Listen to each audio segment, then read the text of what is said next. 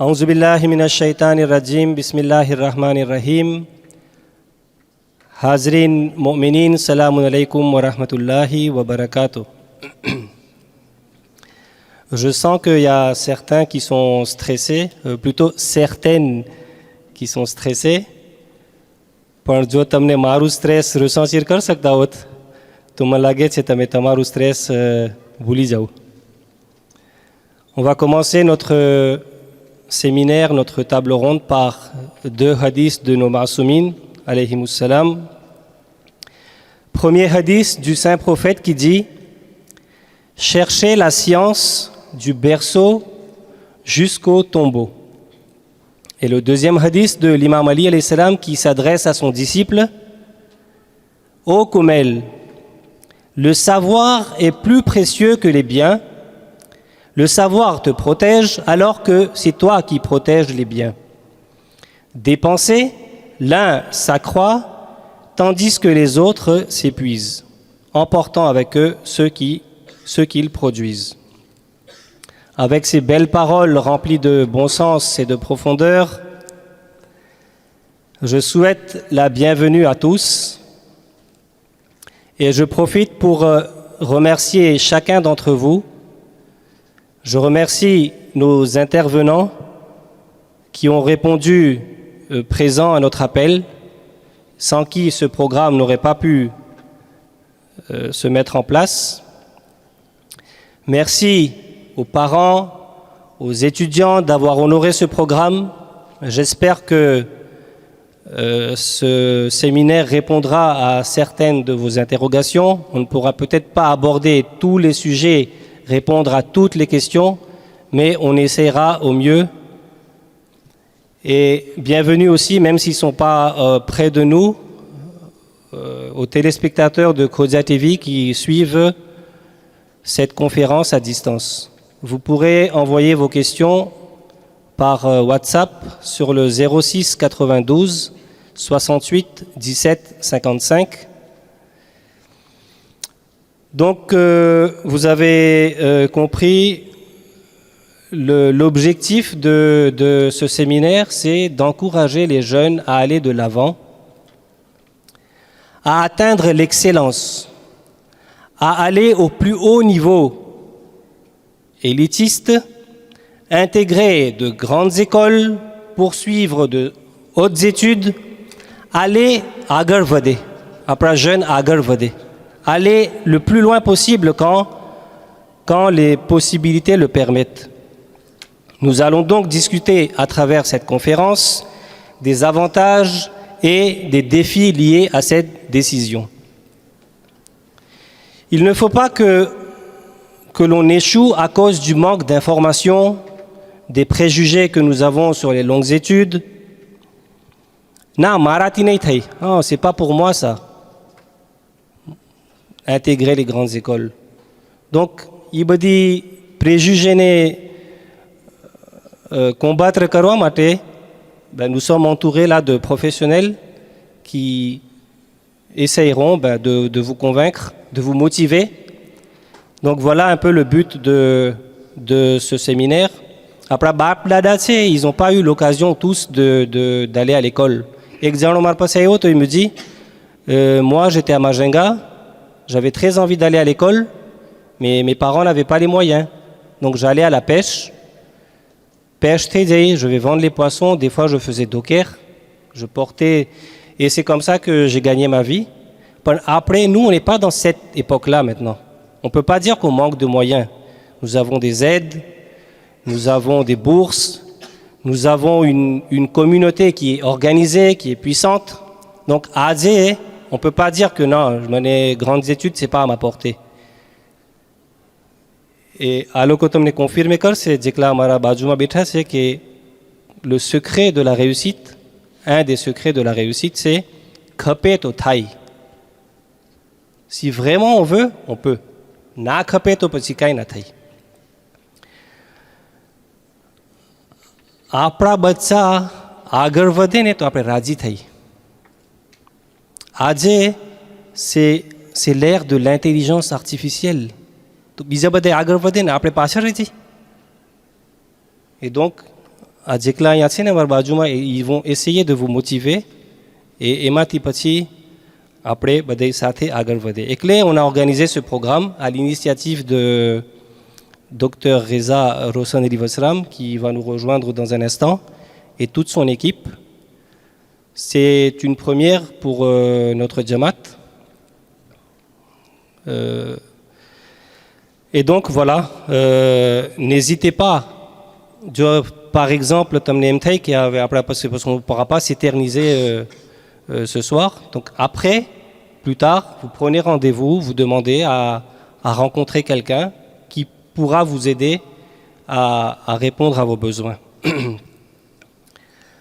Donc, sans trop tarder, je vais demander à chacun des intervenants de se présenter et de nous faire part, de nous exposer leur parcours académique et professionnel. Et ensuite, nous allons aborder certains sujets ciblés et en débattre. Et enfin, nous donnerons la parole aux parents, aux étudiants, pour nous faire part de leurs questions. Et moi, Sharma Manoukainati, il n'y a pas de honte. Tamé quand saval kar so possible grâce à vous, bijane faydo ponce. Mais vraiment, Dieu éclit sharam thati, et si vous voulez vraiment poser votre question, vous pouvez envoyer un message par WhatsApp, par SMS sur le 06 92 68 17 55.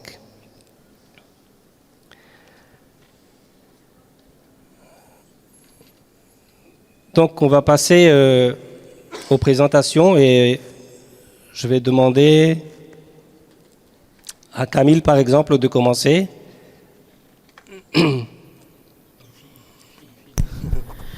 Salam alaikum tout le monde. Donc je me présente, je m'appelle Camille Charifou. J'ai un parcours qui est totalement atypique et je pense que c'est le plus atypique parmi tous ceux qui sont là.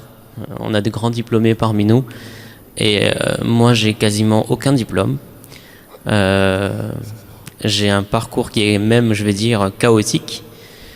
Je suis aujourd'hui directeur d'une prépa médecine et je voudrais que vous reteniez une phrase de Idriss Aberkan que je tiens personnellement: l'échec est un diplôme. Voilà. Salam alaikum à tous. Alors moi je m'appelle Mouni Sassim et je vais retenir un peu le micro pendant quelques minutes si vous le permettez. J'aime beaucoup les petites citations, alors c'est mon côté un peu Jean d'Ormesson, mais je trouve qu'elle illustre pas mal l'éclairage qu'on peut apporter aujourd'hui. Je vous proposerai 3 citations et chacune apporte quelque chose.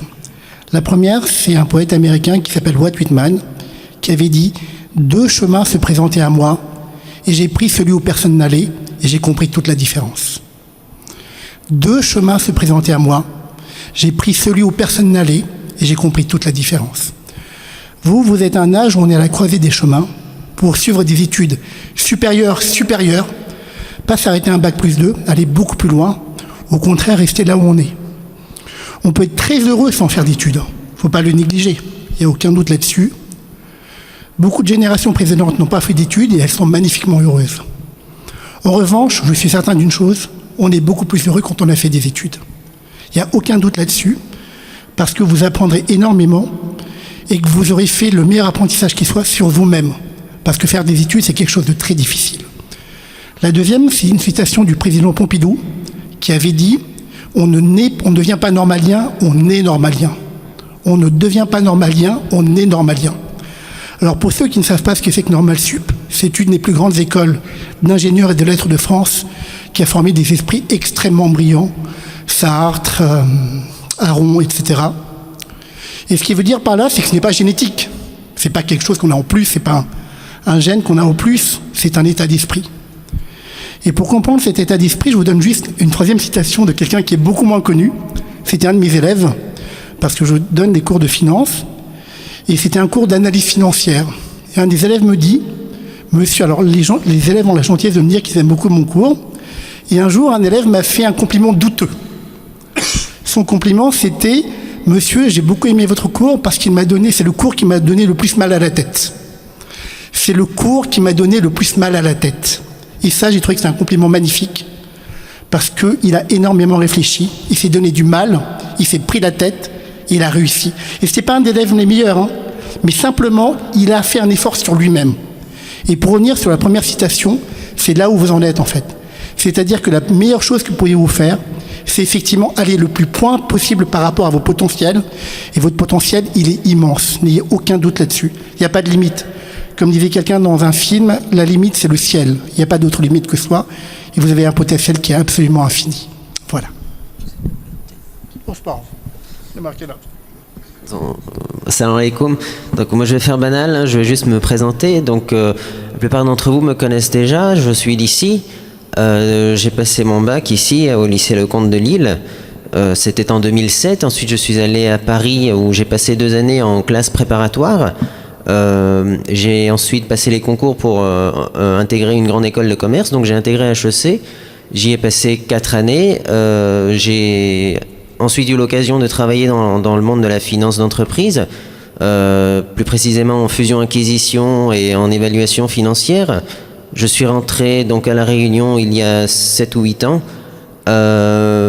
J'ai rapidement eu l'opportunité de reprendre des fonds de commerce qui étaient à l'époque en difficulté. Donc en fait, si vous voulez, c'était une opportunité, une opération de redressement qui s'est bien déroulé, alhamdoulilah, et à ce jour, je suis donc gérant de ces 3 fonds de commerce à La Réunion.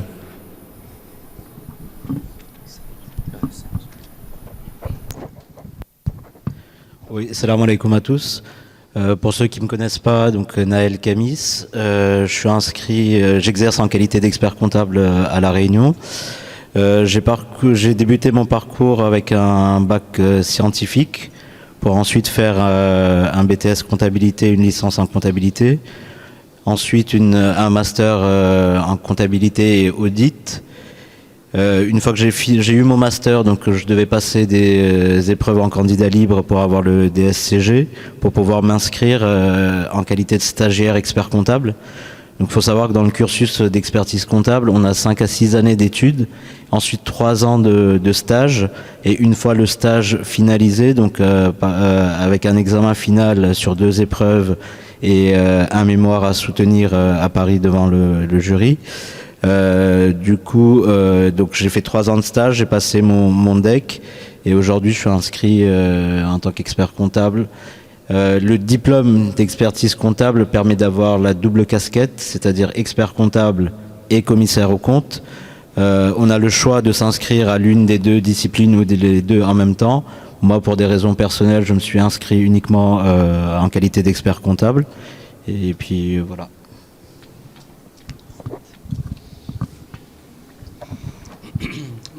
C'est bon. Salam alaikum à tous et à toutes.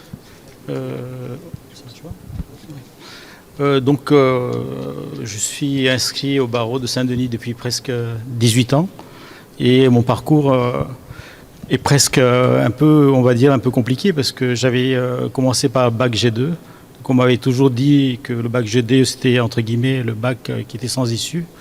Et donc c'est pour ça qu'il faut toujours garder l'espoir qu'on peut arriver à pousser les études. Donc j'avais continué jusqu'à la thèse et j'ai bifurqué pour la profession d'avocat et tout se passe bien jusqu'à maintenant. Donc le but il faut que vous compreniez, vous devez prendre une décision avant si je me trompe, le 8, les gens qui sont en bac, qui doivent passer le bac, le Parcoursup, et j'essaie de vous convaincre peut-être je vais entre guillemets défendre ma chapelle, la mosquée, pour dire que l'objectif c'est de vous convaincre et afin que les jeunes s'inscrivent, prennent cette direction, parce qu'il y a beaucoup d'opportunités et il n'y a pas que la profession d'avocat, c'est-à-dire qu'on a beaucoup de professions annexes comme le mandataire judiciaire, il y a administrateur judiciaire, il y a le président du tribunal, il y a les greffiers de tribunal de commerce. Donc c'est une profession très variée et j'ai profité aussi pour vous amener quelques documentations parce qu'il y a une nouvelle formation qui a été mise en place à La Réunion. Ça vous permet, comme on dit, d'avoir accès aux études de droit, en même temps des diplômes équivalents pour faire entre guillemets l'ENS. Comme on a parlé de l'ENS, et surtout il y a le problème le plus difficile, c'est de prendre une décision, parce qu'on a une coutume chez nous de dire que les femmes ne doivent pas faire des études. Et malheureusement, c'est ancré dans la culture. C'est la réalité. Donc le but, c'est qu'il faut que, surtout, je suis content qu'il y a plusieurs de jeunes filles, il faut pousser au maximum les études, c'est-à-dire ça vous donne l'ouverture sur le monde et surtout, ça vous donne surtout une certaine indépendance sur le plan financier et ne plus dépendre des membres de sa famille ou de certains hommes. Et malheureusement, c'est la réalité, on est dépendant, de plus en plus de femmes dépendent des maris et se retrouvent dans un cercle vicieux. Donc le but, c'est on peut être féministe, mais féministe suppose aussi la liberté. La liberté, c'est les études. Voilà mes quelques observations. Peut-être ça, voilà, je vous laisse mon voisin poursuivre. Je pense que je vais essayer de convaincre mes amis pour s'inscrire en droit. Alors, salam alaikum. Donc, moi, je suis Arif Alibaï. Donc, je suis un enfant de La Réunion. J'ai avancé ici jusqu'au bac. Et puis, à une époque où la médecine était encore un petit peu délicate ici à La Réunion, j'ai dû partir à Bordeaux pour faire mes études de médecine. Des années formidables. Et puis, ensuite, aller sur mon internat à Paris. Internat initialement de médecine générale et puis finalement avec une réorientation en oncologie médicale. Donc après avoir exercé un temps dans un centre de cancérologie en région parisienne, je suis finalement revenu à La Réunion en 2017. Et c'est un excellent projet, donc voilà, les choses avancent petit à petit. Merci.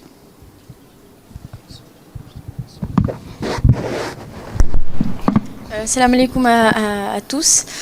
Donc moi je m'appelle Kassam Ali Alia, enfin, la plupart d'entre vous me connaissent, je suis d'ici.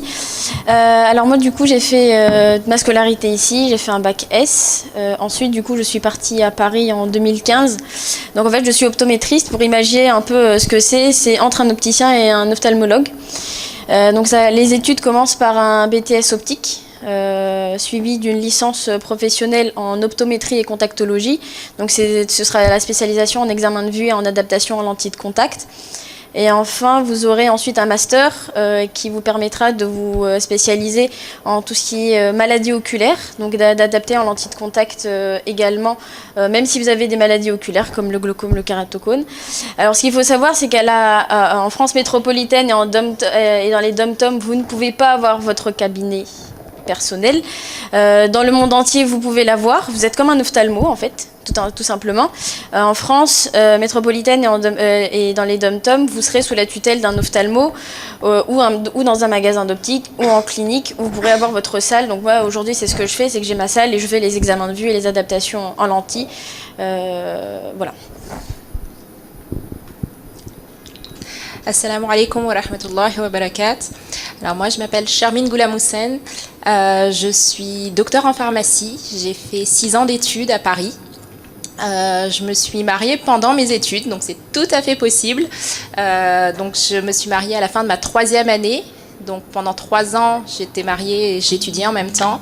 Et voilà, je suis aussi maman de 3 enfants. Donc voilà, ça fait déjà 9 ans que je suis diplômée. Et c'est vrai que on peut tout allier, comme le disaient nos confrères. Donc voilà, donc les 6 ans d'études, en fait, moi à l'époque, c'était un concours en fait qui avait uniquement les pharmaciens. Maintenant, ça a légèrement changé. Maintenant, c'est une licence en fait que vous passez, soit en santé, soit une licence autre avec une mineure santé. Donc ça, on pourra en reparler si vous êtes intéressé. Mais ensuite, donc après ce concours, on a un tronc commun et au bout de la 4e année, à la fin de la 4e année, vous choisissez en fait entre officines. Donc l'officine, c'est les pharmacies de ville, là où vous allez chercher vos médicaments. Donc c'est ce que moi j'ai fait. À la fin du stage d'officine, vous avez la thèse d'exercice donc pour devenir docteur en pharmacie. Donc soit vous avez la filière officinale, sinon vous avez la filière industrie. Donc, que vous choisissez donc, à la fin de la 4e année. Et là, vous pouvez faire de la recherche, de l'industrie pharmaceutique, des métiers de distribution. Et finalement, la 3e filière que vous avez l'internat. Donc là, par contre, il y a à nouveau un concours concours de l'internat, vous rajoutez 4 ans d'études, donc c'est 9 ans au total. Et là, par contre, vous pouvez faire la pharmacie hospitalière, la biologie médicale, la recherche et innovation pharmaceutique. Donc voilà, vous avez vraiment un panel assez complet en pharmacie. Il y a pas mal de choses en fonction de ce que vous aimez. Donc voilà. Salam alaikum, moi c'est Zishan Balou, je suis ingénieure. J'ai fait mes études à Paris, j'ai fait un bac S, spécialité maths. Et après j'ai fait 2 années de classe préparatoire scientifique, donc c'est maths sup, maths spé. À l'issue de ces 2 ans, j'ai passé les concours et après les concours de grandes écoles et j'ai intégré l'ESTP. C'est une école spécialisée en travaux publics et en bâtiments. Et après ça, j'ai travaillé chez Vinci, en bureau d'études et voilà. Sainte. Donc, on voit bien que même après la communauté mathieuse, il y a des préjugés qu'une femme ne doit pas étudier. D'ailleurs, on a vu tout à l'heure dans les 2 hadiths que j'ai cités, nullement il est mention de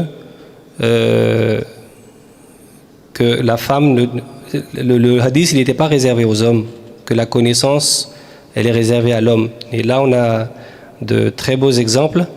Les communautés maïvaketla hasse, agar vaida se, et alors comme les sambri tout matin, c'est que pas si étude l'élo. Mais franchement, le but c'est ça, c'est d'encourager.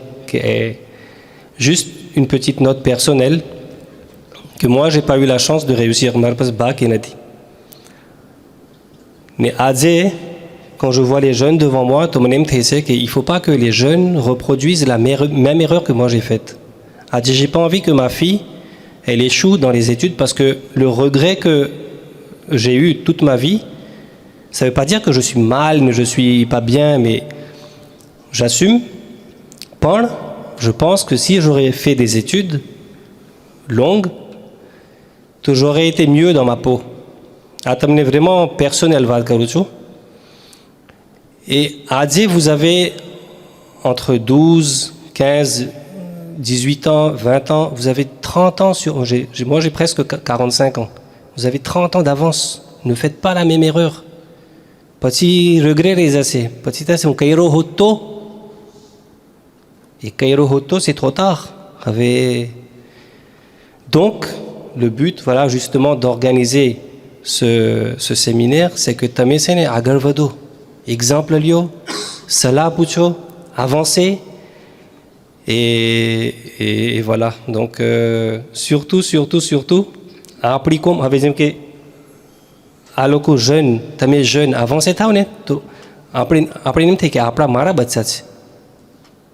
J'avais un madrasama le directeur auto. Quand je voyais certains enfants un peu délaissés après une pète barrée, qui m'auteur d'yan nakta. On Bap Dada, ils n'ont pas étudié. On ne reproduit pas la même erreur qu'après Batsaye. Donc voilà un peu. Donc merci à tous ces professionnels experts. Comme je vous l'ai dit tout à l'heure, on va aborder quelques sujets cibles. Et on va commencer par redonner la parole à Dr Arif, Maître Rajabali et à notre expert comptable Naël pour nous exposer un peu leur vision, leur perspective sur le défi des longues études. Finalement, le jeu vaut-il la chandelle? Tamaru Keusut.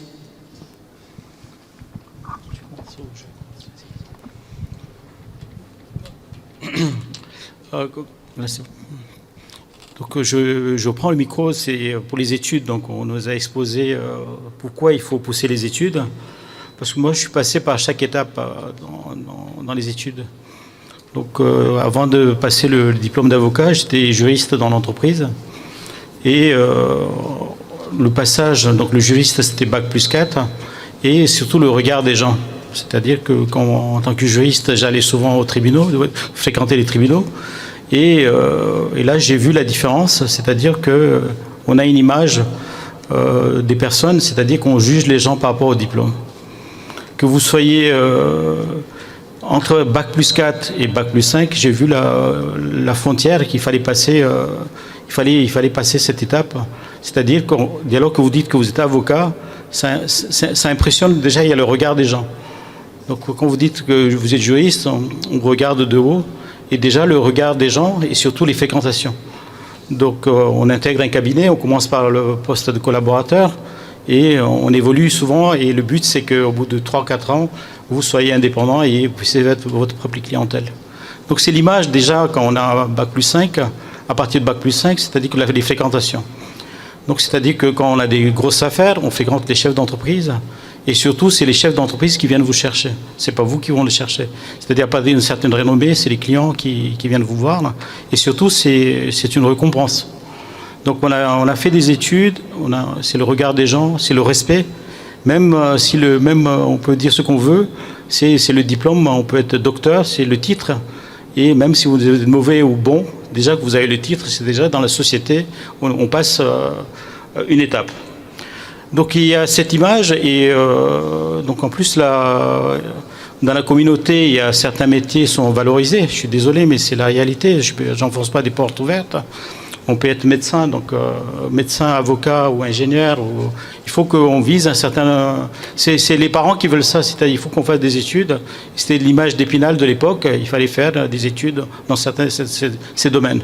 Mais il n'y a pas de saut métier, donc, comme on dit dans la vie. Donc le but, c'est que je peux vous parler de droit. Il n'y a pas que le métier d'avocat dans le droit. C'est-à-dire que vous avez plusieurs métiers que peut-être vous ne connaissez pas, mais on est confronté à ça tous les jours. Quand il y a une entreprise qui est en difficulté, vous avez un mandataire de justice, un administrateur. Ce sont des métiers qui sont abordables, il y a beaucoup de gens qui méconnaissent plutôt, qui ne savent pas que ça existe. Il y a le métier d'huissier de justice. Il y a le président de tribunal, par exemple le greffier de tribunal de commerce. C'est des professions très rémunérateurs, mais personne ne connaît. Et le but aujourd'hui, c'est de vous faire découvrir des métiers qui sont méconnus dans la communauté et d'aller vers ces métiers qui sont quand même très nobles et très respectueux. Donc ça vous donnerait peut-être... J'essaie de vous donner une certaine vision de ces métiers que peut-être vous ne connaissez pas, parce que le métier de la justice, pour nous, elle est mystérieuse. C'est parce tout le monde est habillé en noir, il y a un rituel. Et le but, c'est de démystifier, et surtout, si certaines personnes sont intéressées pour découvrir le métier, même visiter les tribunaux, mais je suis là pour vous accompagner. Et même si certains veulent faire des stages de découverte dans le cabinet, vous êtes toujours les bienvenus, parce que le but, c'est de favoriser, de pousser les gens à découvrir ce métier, et surtout de donner de vocation, d'autant plus qu'on a tous les outils ici à La Réunion pour pousser. C'est-à-dire qu'on a des formations qui ne sont pas très loin, des études de droit on peut aller jusqu'à des diplômes d'avocat. On a la formation de notaire. Donc je ne sais pas si le notaire, surtout c'est pour les jeunes filles, c'est un métier qui est quand même métier très intéressant, parce que ça vous permettra de concilier la vie de famille et votre métier, et surtout par rapport aux avocats, c'est pas un métier conflictuel. C'est plutôt donc voilà, il y a plein de métiers comme ça qu'il faut découvrir, et surtout n'hésitez pas. Et si certains veulent découvrir le métier d'avocat, ils sont toujours les bienvenus. Et même si c'est un métier de notaire, donc je peux vous faire des recommandations afin que vous puissiez découvrir. Et surtout, il faut qu'à la fin de cette réunion, il faut qu'au moins 10% de personnes s'inscrivent en droit. C'est l'objectif. Maître, est-ce qu'on peut dire que ce qui vous a motivé à aller loin, c'était le regard des autres? C'était après avoir accompli tout ce que vous avez fait, vous aviez plus confiance en vous et vous étiez mieux accepté? Ici, peut-être à La Réunion, on peut dire ce qu'on veut, on est français, mais on a quand même la couleur de peau. C'est-à-dire qu'en métropole, quand j'ai été confronté à ça tous les jours, donc c'était une anecdote, mais ça m'a marqué toute ma vie. C'est-à-dire que je devais passer l'entretien pour être directeur juridique adjoint de Chronopost. Et le cabinet de recrutement me dit « Monsieur, vous remplissez toutes les conditions. Et malheureusement, votre nom et votre couleur de peau est là. Donc il faudra, malheureusement, votre candidature ne peut pas être acceptée. » Ce n'est pas la première fois. Et quand j'ai passé mes oraux d'avocat, j'ai passé à Paris, donc il y a certaines facs là-bas, donc on m'a fait comprendre que c'était pas ma place. Donc il y il faut dire la vérité, c'est-à-dire que les études de droit, c'est élitiste. C'est toujours les mêmes familles, les mêmes membres de famille qui fréquentent et qui font les études. Ils vont vous empêcher de faire des études de droit parce que, par exemple, il y a beaucoup de gens, quand je voulais m'inscrire en avocat, au métier d'avocat, on m'a dit venez pas à La Réunion, le métier est difficile, il n'y a pas de place, vous n'avez pas votre place ici. C'est des confrères qui étaient avec moi à Toulouse, ils m'ont dit que non, vous ne pouvez pas réussir, le marché est saturé. Donc c'est les mêmes personnes qui étaient sur place du marché et je peux vous assurer que actuellement je regardais mon classement parce qu'on a un classement interne concernant dans les échos et je ne regrette pas que je suis parmi les 50e dans le classement des avocats.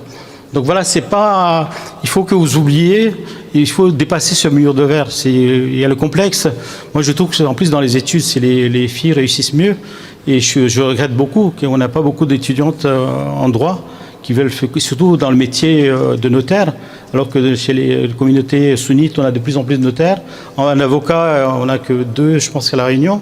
Il n'y a aucun stagiaire actuellement, donc c'est dans quelques temps, je ne sais pas où est-ce qu'on va. Et le but, c'est que, comme je dis, à la fin, il faut que vous découvriez d'autres métiers. Exemple, l'administrateur judiciaire. Il y a eu le concours de tribunal de commerce. Exemple, le tribunal de commerce, il y avait 12 places. Il n'y avait aucun candidat de La Réunion. Donc, pour l'administrateur judiciaire, c'est pareil. Il y avait plusieurs places, aucun candidat de La Réunion. Donc on laisse. Après, on est étonné que c'est les oreilles qui prennent les places, alors que c'est des concours qui sont abordables et c'est à la portée de toutes les personnes ici présentes. Donc je vois pas. Donc il faut découvrir d'autres métiers et il ne faut pas avoir de honte de se renseigner. Et d'autant plus que vous avez encore le choix pour les terminales. C'est Parcoursup, c'est jusqu'à le 8. Donc ne pas oublier de s'inscrire, même si c'est un peu compliqué, et faire des lettres de motivation éventuellement, d'accompagner de lettres de motivation. Voilà, je suis un peu long, je vais laisser quand même... c'est à cause du mot métier peut-être.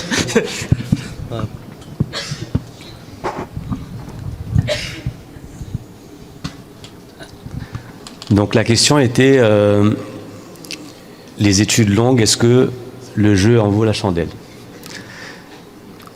Et en fait, c'était une question qui a imposé quand même une réflexion. Instinctivement, j'allais répondre oui, et puis j'ai quand même finalement réfléchi, et un peu moins instinctivement, j'ai fini par répondre quand même oui.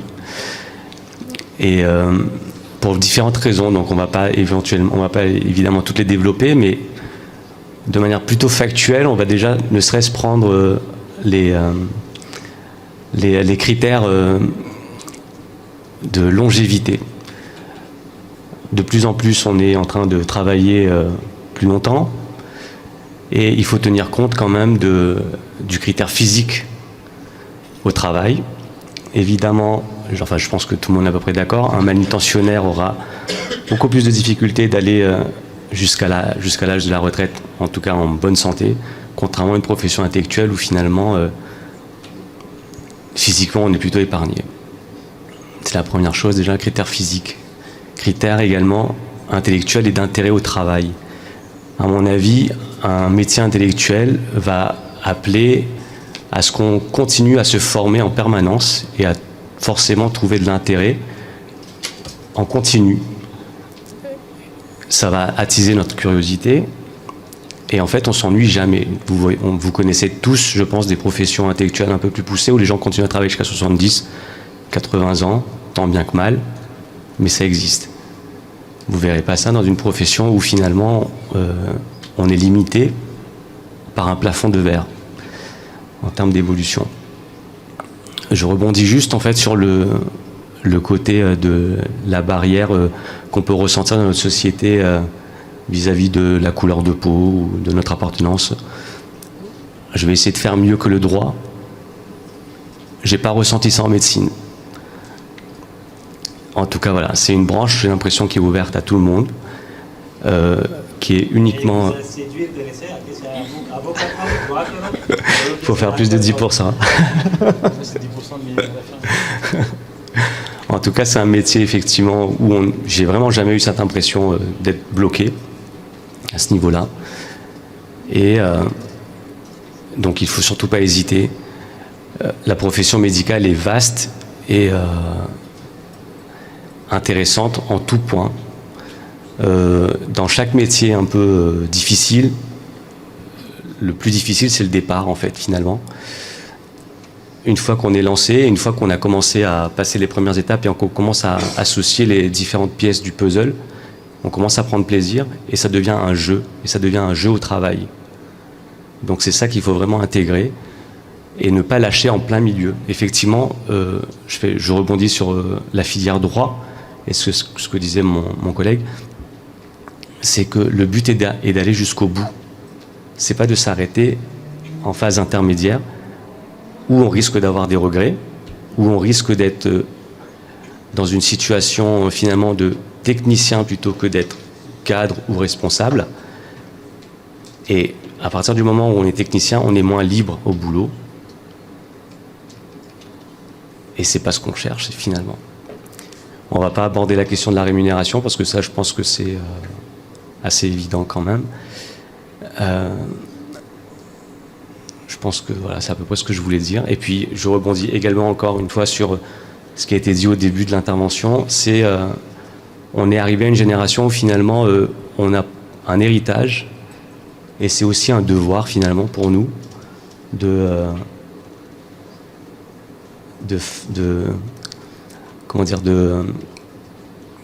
profiter de ce que nous ont apporté déjà nos parents. On est issu d'une histoire migratoire un petit peu complexe et on est maintenant d'une deuxième, troisième génération. Il nous faut aller plus loin, simplement. Voilà, je vous remercie.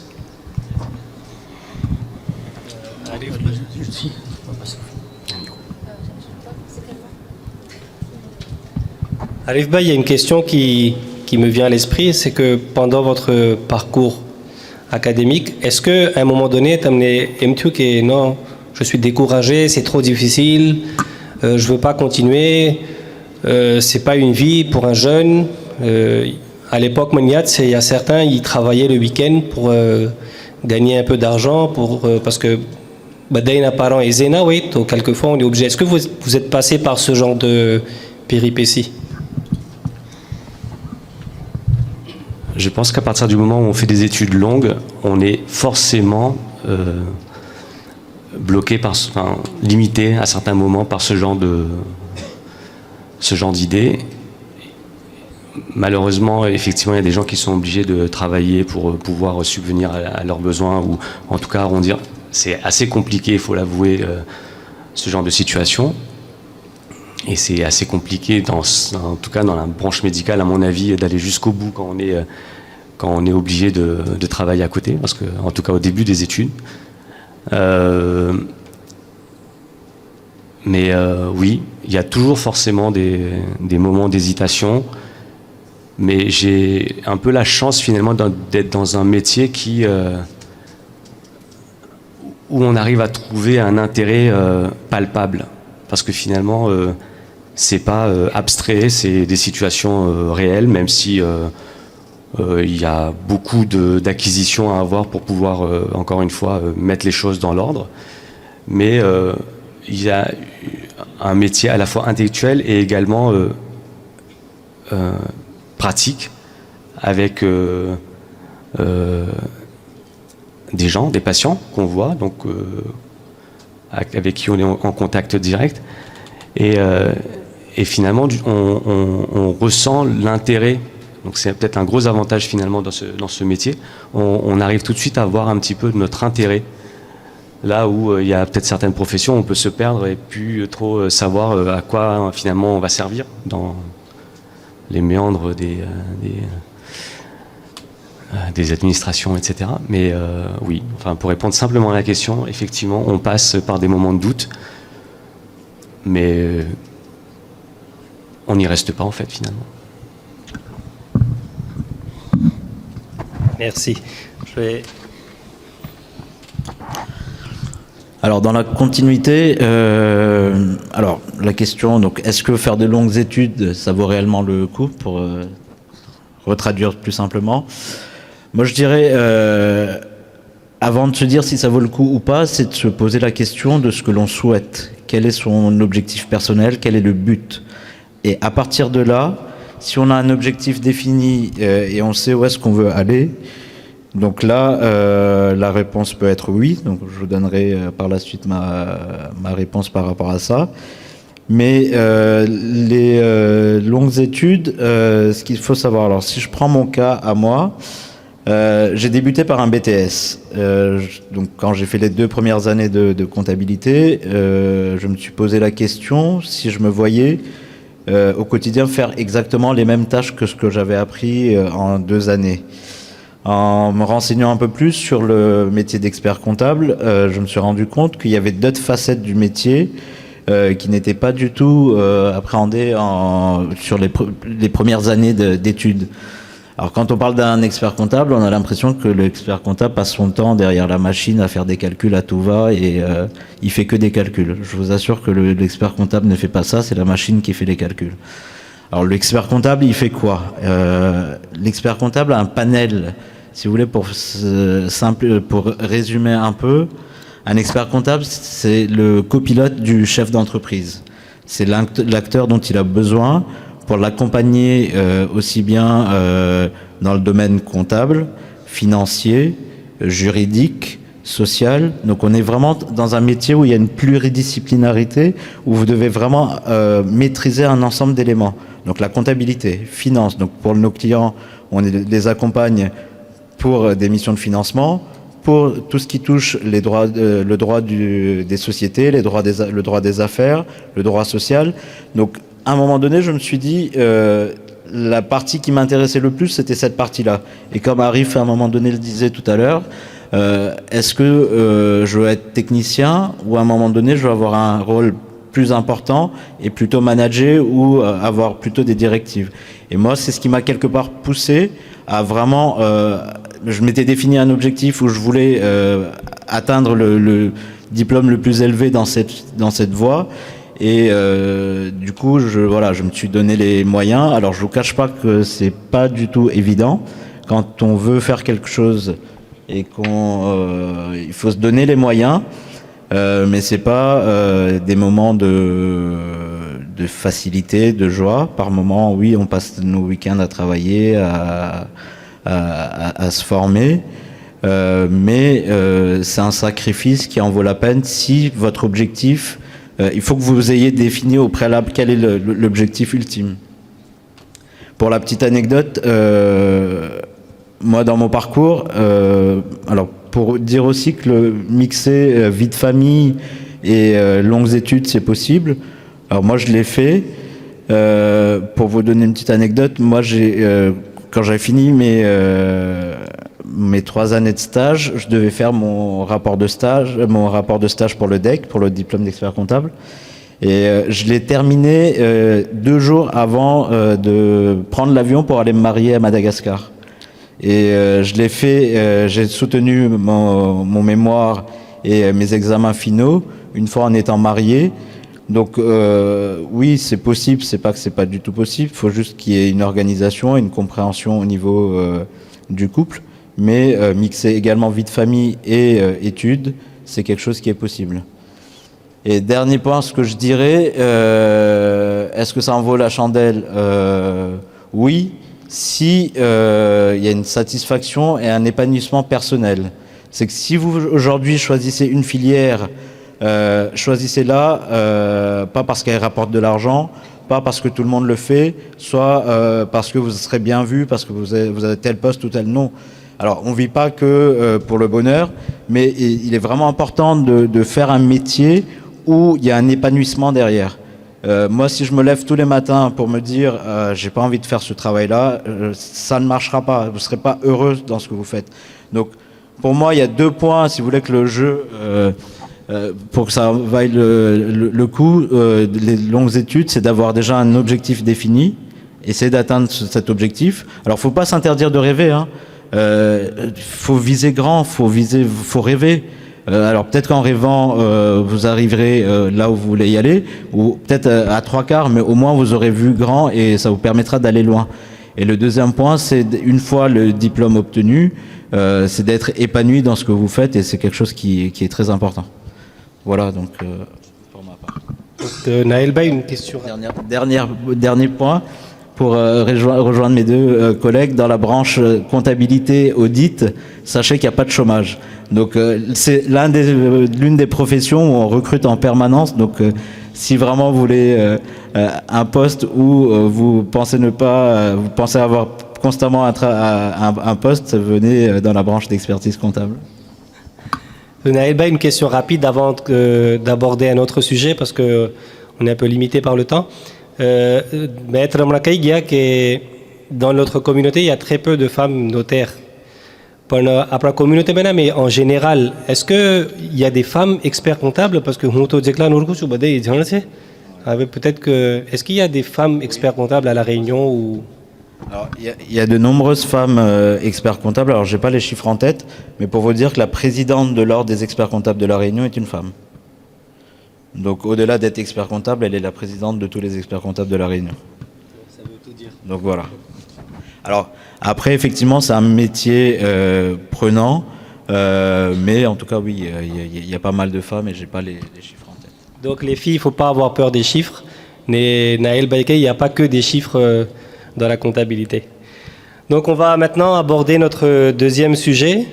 Alors, je vais faire appel à sœur Zishan, à frère Abbas, ainsi que frère Mounis. Donc, selon vous, est-ce que Khoja polytechnicien, ça doit exister, mais c'est tellement rare.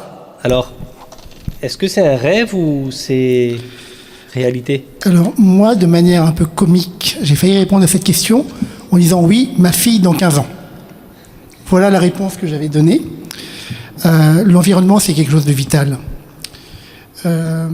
Pour parler un peu de moi-même, ce que je déteste, j'ai eu un amour inconditionnel de la part de mes parents. Ils m'ont aimé comme pas possible et je leur ai toujours été très reconnaissant de leur amour. Ce que je voulais, c'était avoir leur fierté. Et j'ai toujours regretté que ma mère n'ait pas fait beaucoup d'études. J'ai donné des cours à Sciences Po, j'ai écrit des articles dans Le Figaro, Les Échos, La Tribune. Malheureusement, elle n'a jamais pu apprécier cette chose. Ma fille, aujourd'hui, elle a 6 ans, et je lui dis, toi, tu feras Polytechnique, Sciences Po, Harvard. Déjà, c'est en tête. Je ne sais pas si elle va le faire. Ou peu importe ce qu'elle fasse. En tout cas, je dis à mon épouse, mais alors ça la choque, même mannequin, ça ne me dérange pas. Mais mannequin élite. Pas n'importe quoi. Au-delà de ça, c'est l'excellence qu'il faut viser, comme l'a dit quelqu'un tout à l'heure. Et c'est ça que vous devez viser. Et bien évidemment, politique, on y arrivera d'une manière ou d'une autre. Au pire, dans 15 ans. Peut-être que j'espère même l'année prochaine, quelqu'un va devancer ma fille. Mais ça, à la limite, c'est pas très gênant. Qu'il y en ait 15 avant qui passent elle, c'est la meilleure des choses. On y arrivera. On a décroché toutes les écoles de commerce. On a fait toutes les belles professions médicales, juridiques et tout. Polytechnique, il n'y a aucune chance pour qu'on n'y arrive pas. Juste une dernière chose par rapport à une phrase qu'a dit quelqu'un tout à l'heure. Une belle vie, c'est une vie où on préfère le lundi matin au vendredi soir. Quand vous arrivez à ce niveau-là, vous êtes heureux. Il y en a pour qui la vie est dure, la profession est dure, et on arrive vendredi soir, on est heureux. Ben pour moi, la belle vie, c'est quand vous recommencez le lundi matin et que vous êtes content. Alors moi, je dis ça à ma fille, ça la faisait... Papa me disait, c'est quoi les jours que tu préfères? Je lui dis, lundi, mardi, jeudi, vendredi. Mais ma fille me dit, mais papa, c'est les jours où j'ai pas école. Je dis, oui, c'est ça. Papa est très heureux quand tu vas à l'école. Mais c'est faux, en fait. Il faut aimer le métier que vous faites. Et lundi matin, vous le faites avec cœur. Vous allez apprendre des choses et vous allez vous amuser. Cela, quand vous arrivez à ce niveau-là, peu importe la profession, vous aurez réussi votre vie sans aucun doute. Voilà. Donc pour en revenir à la question, quand on se demande si un jour on aura un polytechnicien parmi les Khoja, en réalité on se demande, quand on discutait de ce programme avec Reza, on se demandait pourquoi notre communauté était si peu représentée parmi les anciens des grandes écoles. Et donc j'y ai réfléchi et à mon avis, la communauté souffre d'un certain déficit d'information, notamment ici à La Réunion, où on est très mal servi en matière d'information concernant les grandes écoles qui existent en métropole. Alors il y a des écoles de commerce et des écoles d'ingénieurs locales qui communiquent énormément, notamment dans le cadre de leur forum ici à La Réunion. Mais pour ce qui est des grandes écoles post-prépa, par exemple, en métropole, elles ne vont pas communiquer ici. Alors, il y a de votre part un devoir de recherche d'information. Les lycéens, à partir du moment où ils entrent en seconde, ils doivent activement rechercher l'information. L'information ne va pas leur tomber dessus. Et il se trouve que chacune de ces grandes écoles dispose d'un site internet très élaboré, dans lequel vous pouvez trouver leur brochure qui est également très élaborée. Vous devez prendre le temps de décortiquer ces brochures, d'analyser les programmes qui sont dispensés dans ce genre d'école et surtout d'étudier les débouchés que vous proposent ces études en grandes écoles de commerce, parce que vous allez être surpris de découvrir que les débouchés sont très larges. À l'issue d'une école de commerce, par exemple, vous ne devenez pas forcément commerçant ou chef d'entreprise. Il y a énormément de métiers dont vous ignorez peut-être l'existence, qui peuvent s'offrir à vous. Donc ces brochures, ces informations sont très détaillées et peuvent vous permettre de mieux orienter votre choix de carrière, votre choix d'études. Comme disait Maître Rajab Ali tout à l'heure, dans le droit, il y a énormément de petites branches. Pareil, dans le monde du commerce, je parle du monde du commerce, mais il y a également les grandes écoles d'ingénieurs. Moi, je me connais plus en matière d'école de commerce. Il se trouve qu'à l'issue d'une école de commerce, vous avez un très large panel de métiers qui vous sont accessibles, qui peuvent vous plaire, à condition que vous ayez pris la peine de vous informer sur l'existence de ces métiers, sur la nature de ces métiers, sur l'existence des écoles qui permettent d'accéder à ces métiers au préalable, c'est-à-dire avant les sélections sur Parcoursup. Par exemple, à l'issue d'une école de commerce, vous pouvez travailler comme consultant. Dans le conseil, il y a plein de branches. Vous pouvez travailler comme auditeur. Vous pouvez travailler dans la finance. Il y a énormément de branches dans la finance. Vous pouvez travailler dans le droit, dans le marketing, dans la communication, dans l'entrepreneuriat, dans la direction, dans la gestion. Il y a énormément de choses que, à ce jour, les lycéens qui vont postuler candidater sur Parcoursup ignorent. En fait, il y a énormément de choses que les étudiants ignorent par déficit d'information, mais qui nécessitent de leur part une recherche active de l'information. Pareil, il faut rester à l'affût de tout ce qui est classement, parce que quand on vise l'excellence, on s'interroge sur le classement. Et régulièrement, les magazines, l'Étudiant, le Figaro, les Échos, le Challenge, publient des classements des grandes écoles de commerce, des classements des grandes écoles d'ingénieurs. Il faut prendre la peine d'observer ces classements, d'étudier les critères de classement pour évaluer votre intérêt, pour déterminer votre intérêt pour telle ou telle école, pour vous renseigner sur telle ou telle école. Et ça, c'est une première chose. D'autre part, il faut bien se dire que les cursus grandes écoles, en fait, ce sont des cursus élitistes, assez sélectifs, qui nécessitent de la part de tous une certaine culture de l'excellence. C'est-à-dire que chacun doit se dire en soi que le but n'est pas de faire le minimum, de viser la facilité, la simplicité, mais plutôt de faire le maximum, d'aller le plus loin possible, de faire ce qu'il y a de plus difficile d'accès. Parce que c'est comme ça que l'on réussit. Si vous voulez, on peut observer d'autres communautés que la nôtre. Je pense notamment à une autre communauté que tout le monde connaît, qui est monothéiste, comme la nôtre, que je ne citerai pas, qui s'est développée depuis des années d'une manière inouïe, qui se développe dans l'excellence, qui perpétue cette culture de l'excellence et qui réussit aujourd'hui à dominer l'humanité malgré sa petitesse, malgré le fait que c'est une communauté minoritaire.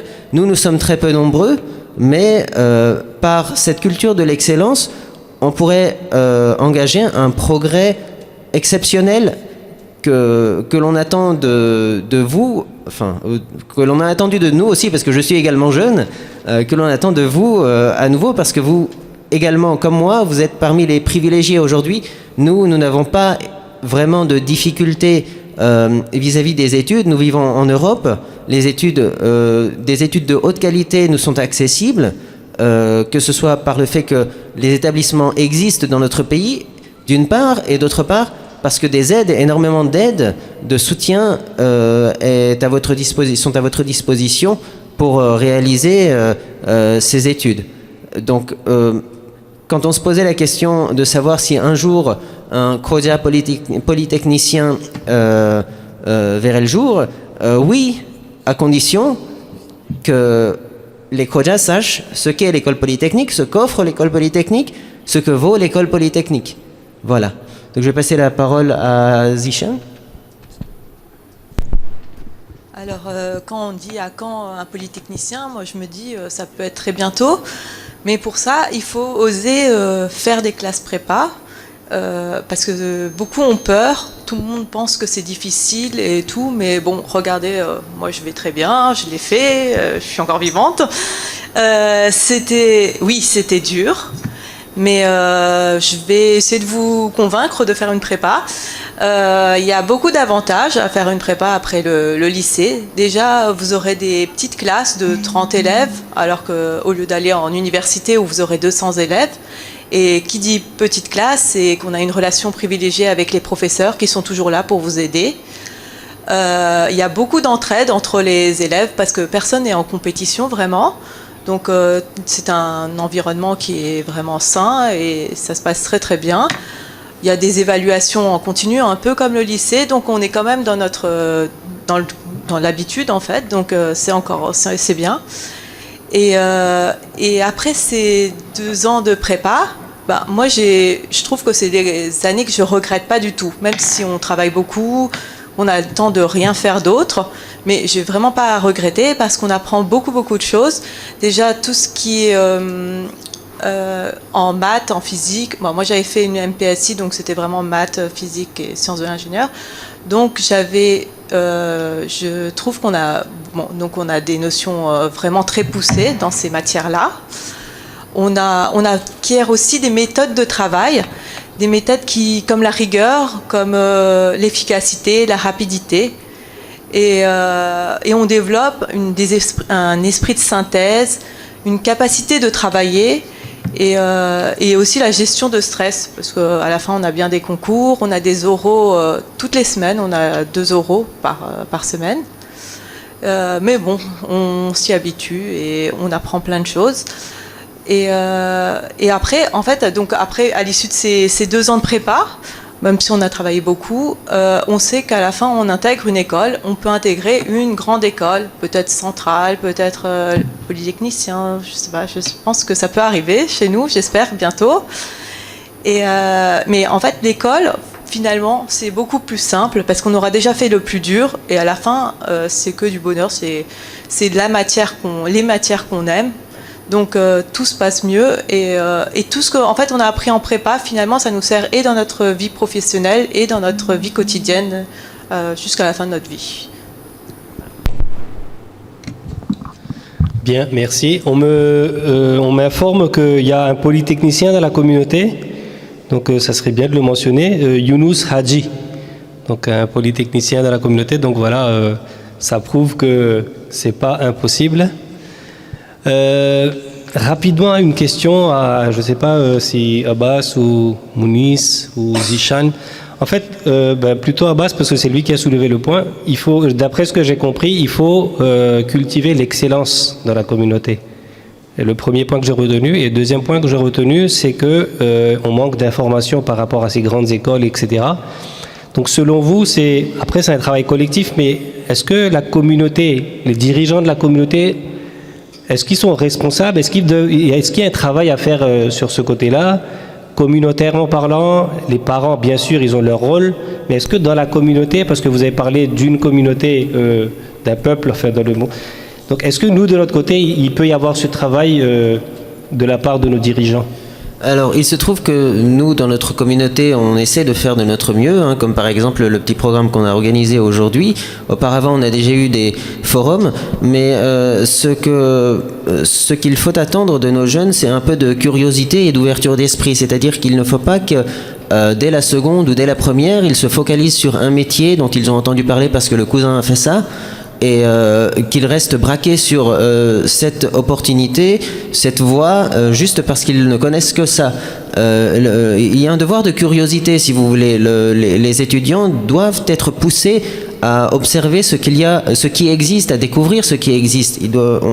Ils doivent se laisser le choix, en fait. Et pour ça, effectivement, les adultes, ceux qui sont plus matures, doivent en fait les pousser, les inciter, les encourager, parce que celui qui est tout jeune, en fait, il va prendre exemple sur ceux qui sont un peu plus matures que lui. Et c'est à ce niveau-là qu'en fait, il se retrouve un peu comme dans un entonnoir. Pour lui élargir son champ de vision, effectivement, l'action des adultes est nécessaire, hein, c'est inévitable. Donc nous allons aborder le prochain sujet. Donc je vais m'adresser à nos sœurs, sœur Charmine, sœur Alia et sœur Zishan. Donc selon vous, est-ce que vous pensez qu'en 2023, il y a encore des métiers non accessibles à une femme Kodi ou Shia, de par nos exigences familiales et culturelles? Alors, je vais prendre la parole en premier. Pour moi, personnellement, la réponse, elle est catégoriquement non.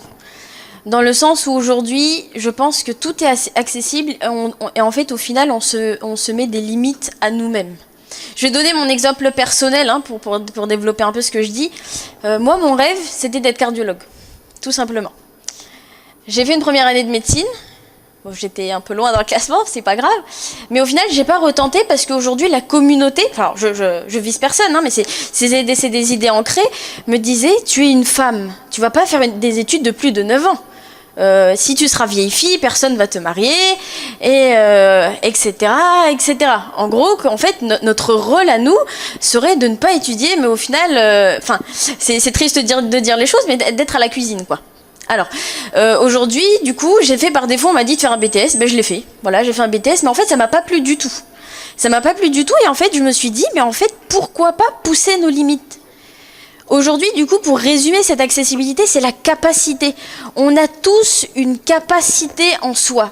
Les femmes, en plus, on le sait très bien, on arrive à faire plusieurs choses en même temps, alors que les hommes, non, normalement. On arrive à faire plusieurs choses en même temps. Alors, pourquoi ? Alors, je me suis mariée aussi, hein, je me suis mariée alors que je faisais mes études. Bon, j'étais certes à la fin, mais je me suis mariée, mon mari étudiait aussi. Du coup, on était tous les deux en train d'étudier. Donc aujourd'hui, je pense qu'on a une capacité en nous. Et il faut pousser ces limites, il faut pousser les codes de la communauté qui nous diront de ne pas étudier. Pourquoi ne pas le faire ? Moi, je vais vous parler...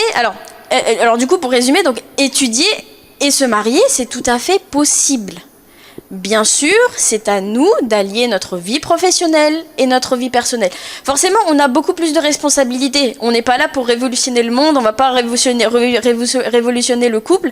On ne va pas dire à notre mari, ben tiens, moi je rentre pas, t'as qu'à cuisiner, et puis voilà. Non, je ne dis pas non plus qu'on va révolutionner. Mais si entre ces deux personnes, alors c'est pour ça que le partenaire de vie, aujourd'hui, sera important. Si vous trouvez la personne qui vous permet et d'étudier et d'avancer dans la vie, pourquoi pas ?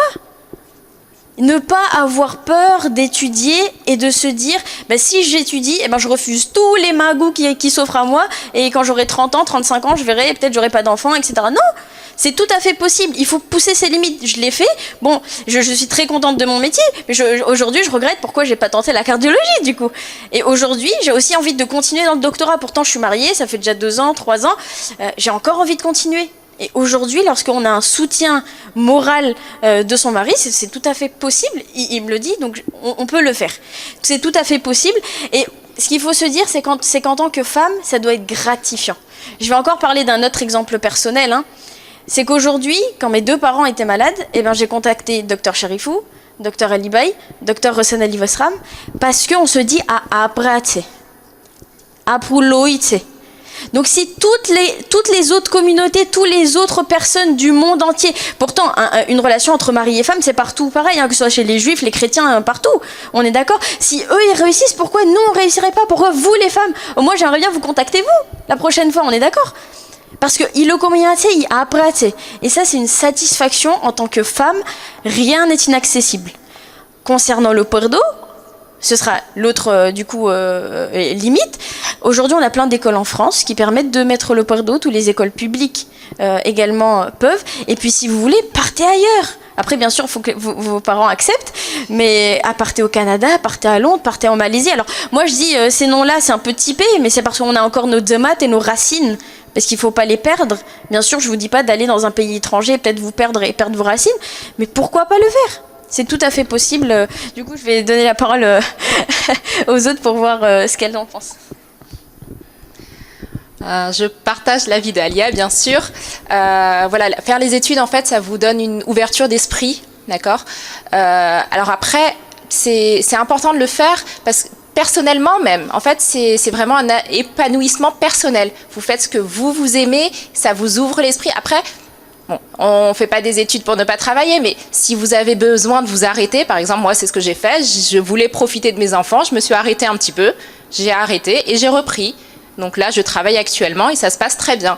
Donc c'est tout à fait possible, mais au moins j'ai ce bagage. J'ai ce bagage, je peux le faire quand j'ai envie de le faire et c'est vrai que c'est un vrai épanouissement personnel. Après, je suis pas là à dire le lundi matin, c'est ma journée préférée. J'en suis pas encore là, mais Inch'Allah, je vais y arriver. Sinon, comme Talib Bey le disait, les hadiths sur la connaissance, c'est pas réservé aux hommes. Donc nous aussi, on doit aller la chercher jusqu'en Chine s'il le faut, mais il faut étudier. Après, peu importe le domaine en fait, c'est vraiment c'est pour vous que vous le faites avant tout.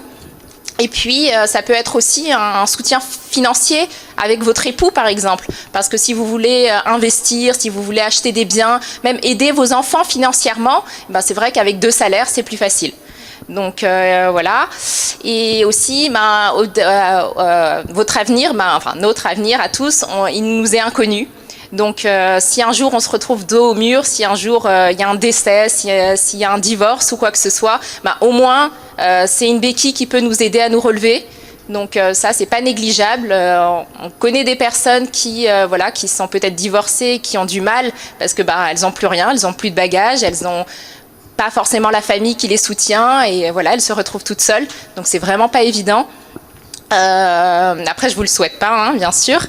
Et puis, aux parents, si vous souhaitez envoyer vos enfants étudier à l'étranger, ce que je vous conseille, un point important, quand c'est possible, si c'est possible d'avoir un djomat à côté, ça aide énormément. Parce que déjà, ça nous permet de continuer d'aller au masjid régulièrement, mais c'est aussi un soutien moral. Parce que du coup, on ne se retrouve pas tout seul. Le Jamaat, c'est quand même une grande famille et ça nous permet de tenir moralement quand on se retrouve tout seul dans un pays. Voilà, je te laisse la parole. Charmine, Chine ma connaissance les vagues, ou tap quand on conteneur gotoagio Chine. Moi aussi, je suis d'accord avec Alia et Charmine. On peut, en fait, c'est vrai qu'on fait des études pour nous. En fait, déjà, c'est pour acquérir des connaissances et une ouverture d'esprit. Après, pour la vie de famille, au moins, en fait, moi, par exemple, j'ai eu mes études, j'ai fait mes études, j'ai travaillé, et au moment où j'ai eu ma fille, j'ai arrêté de travailler. Je travaille plus pour l'instant, mais je sais que si je veux reprendre, je pourrais reprendre, peut-être faire une mise à niveau ou quelque chose comme ça. Mais au moins, je sais que quoi qu'il arrive, j'ai toujours ce diplôme. Après, on reste pas comme ça à rien faire. Je continue à faire des formations, je continue à m'instruire toujours sur mon métier. Mais je veux dire, on peut s'arrêter, mais au moins j'ai ce bagage, tout ce que j'ai appris, je l'ai, et c'est vraiment une ouverture d'esprit pour toutes les filles, toutes les femmes en fait. Voilà.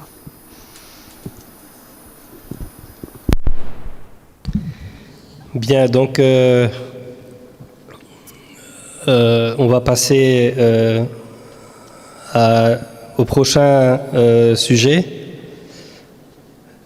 Et au passage, on va honorer quand même un peu toutes les femmes du monde, parce que là, on a bien vu que c'est un choix personnel de travailler, de ne pas travailler, parce qu'on a des enfants,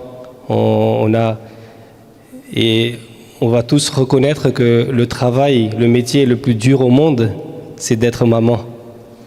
Et là, on a bien vu avec ces exemples qu'on peut concilier vie de famille, vie de maman et travail.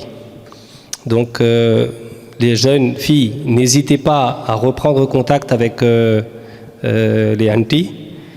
Si vous avez une interrogation, blocage, vous leur demandez conseil et avancez. Donc on va clôturer cette session sur les sujets ciblés par notre jeune et dynamique frère Camille qui va nous parler de Parcoursup, comment faire le bon choix, quelles sont les erreurs à ne pas commettre, éventuellement s'il y a des dates importantes à retenir.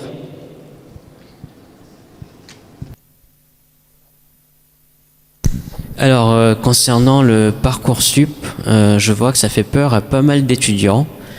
Alors, ça commence en janvier, mais ça se travaille déjà en amont. Par exemple, moi, dans ma filière à moi, parce que je prépare les étudiants au concours de médecine, j'ai des parents d'élèves qui viennent me voir, par exemple, dès la première pour leur enfant, pour un projet pour des études de médecine. Je regrette souvent en fait que dans notre communauté, on vient me voir très tard, c'est-à-dire pendant l'année de terminale ou fin de terminale. Et ça, c'est une chose que je note. Il y a une deuxième chose à savoir aussi, c'est que beaucoup d'erreurs sont faites au niveau de Parcoursup. Il faut mettre plusieurs vœux, une dizaine de vœux, et vous allez après avoir des sous-vœux, donc il y en a 20.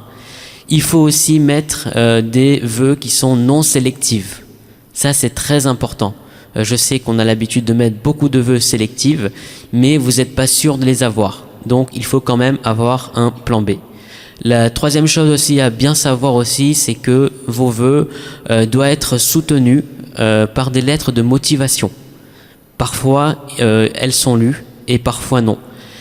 J'ai même vu, par exemple, des personnes qui ont postulé pour des écoles avec des lettres de motivation qui n'avaient absolument rien à voir avec l'école. Et ils étaient pris. Donc, c'est quand même, c'est pas une science exacte, le Parcoursup. C'est quelque chose de très aléatoire. Je ne sais pas comment ça se passe pour les écoles de co. Donc, je pense que ça, Abbas sera la personne la plus appropriée pour vous en parler. Mais concernant la PASS, la médecine, tout le monde est pris en PASS, quasiment, même si vous faites n'importe quel type de bac, qu'il soit de profil littéraire ou scientifique, vous serez pris en PASS, d'accord ? Après, la sélection en PASS pour le concours, c'est quelque chose de totalement différent. Vous devez mettre donc normalement vos vœux pour le 9 mars, concernant cette année. Avant le 9 mars, vous devez mettre tous vos vœux. Et après, il y a une première validation au niveau du mois de juin, si vous êtes pris ou pas. D'accord ? Après, je ne sais pas comment aller en détail. Ça dépend en fait. C'est du cas par cas selon les étudiants, selon la filière que vous allez choisir. Voilà.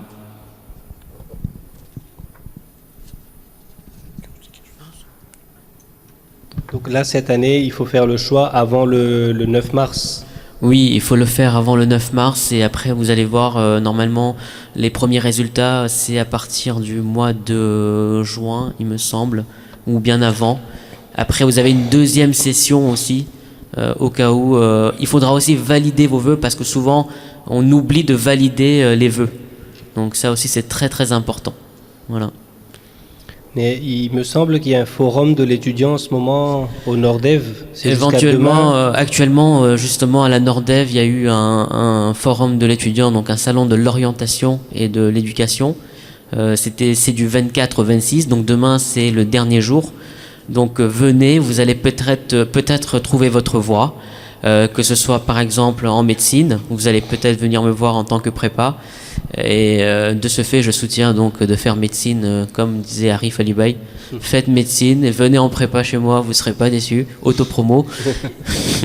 Mais il n'y a pas que médecine. Vous allez voir qu'il y a des écoles de co qui sont aussi représentées. Vous avez des BTS, comptabilité, etc. Demain, il y a un panel de choix en fait en termes d'orientation. Sainte. Donc nous avons fait le tour des sujets que nous avions ciblés. On va passer maintenant aux questions-réponses. Donc on va donner la parole aux parents, aux étudiants. Il ne faut pas hésiter à poser des questions.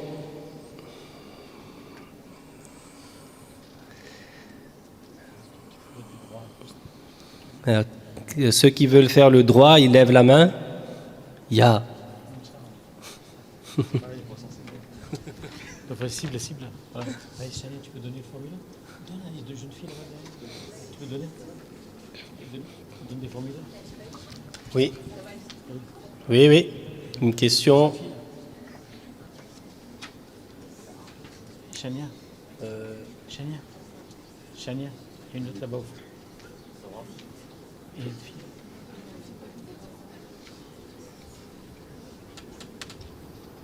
Et derrière, il y a quelqu'un qui...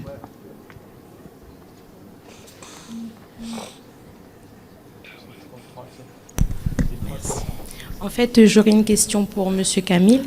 En fait, vous avez dit que vous regrettez que les étudiants ne viennent pas vous voir plus tôt, donc ils viennent vous voir qu'en terminale. Donc, d'après vous, à quel moment il faudrait venir vous voir? Parce que, par exemple, je prends l'exemple de ma fille, en fait. Par exemple, l'année dernière, on est allé justement au salon de l'étudiant, donc avec l'école. Et c'est vrai que quand on s'est rapproché des professionnels, en fait, j'ai trouvé qu'ils nous ont envoyé un petit peu balader dans le sens où ils ont dit « Ah, vous êtes en première, bon, ben ça va, vous avez le temps. » Et ils se consacraient beaucoup plus aux élèves qui étaient qui étaient en terminale et pas en première ou en seconde, or que justement l'établissement avait programmé ça pour justement donner une idée aux étudiants de seconde et de première. Mais c'est vrai que moi, en tant qu'accompagnatrice de parents, j'ai vraiment ressenti en fait qu'ils s'intéressaient pas forcément à nous.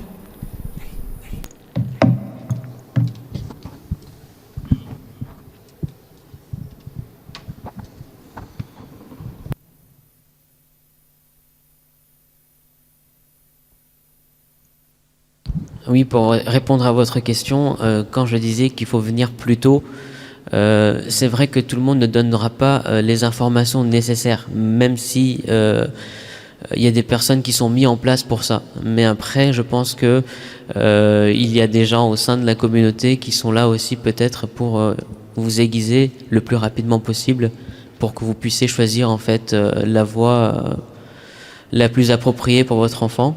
Moi, par exemple, j'ai beaucoup de parents en fait qui s'informent. Donc l'information, il fallait vraiment aller la chercher, comme disait Abbas. Donc parfois c'est difficile, mais aujourd'hui il y a suffisamment d'informations sur des sites internet. Je prendrais même par exemple des sites comme des prépas sur Paris, par exemple Galien, Parcours Galien, Cours Thalès ou Epsilon, où vraiment les prépas commencent même depuis la première. Aujourd'hui, j'ai même des étudiants qui sont admis en prépa chez moi depuis la première. Donc le projet, il se fait assez rapidement. On le mature après au fil des années.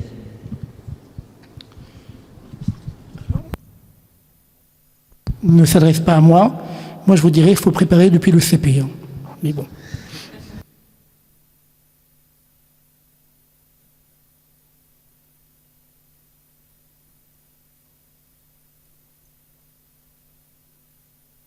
On a une question qui nous est parvenue. Est-ce que vous pouvez demander aux professionnels ici présents comment bien choisir sa voie? Les enfants ont beaucoup de doutes entre ce qu'ils aiment vraiment et ce qui est raisonnable.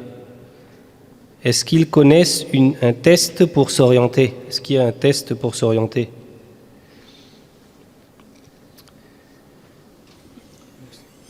Alors, je ne sais pas qui de vous...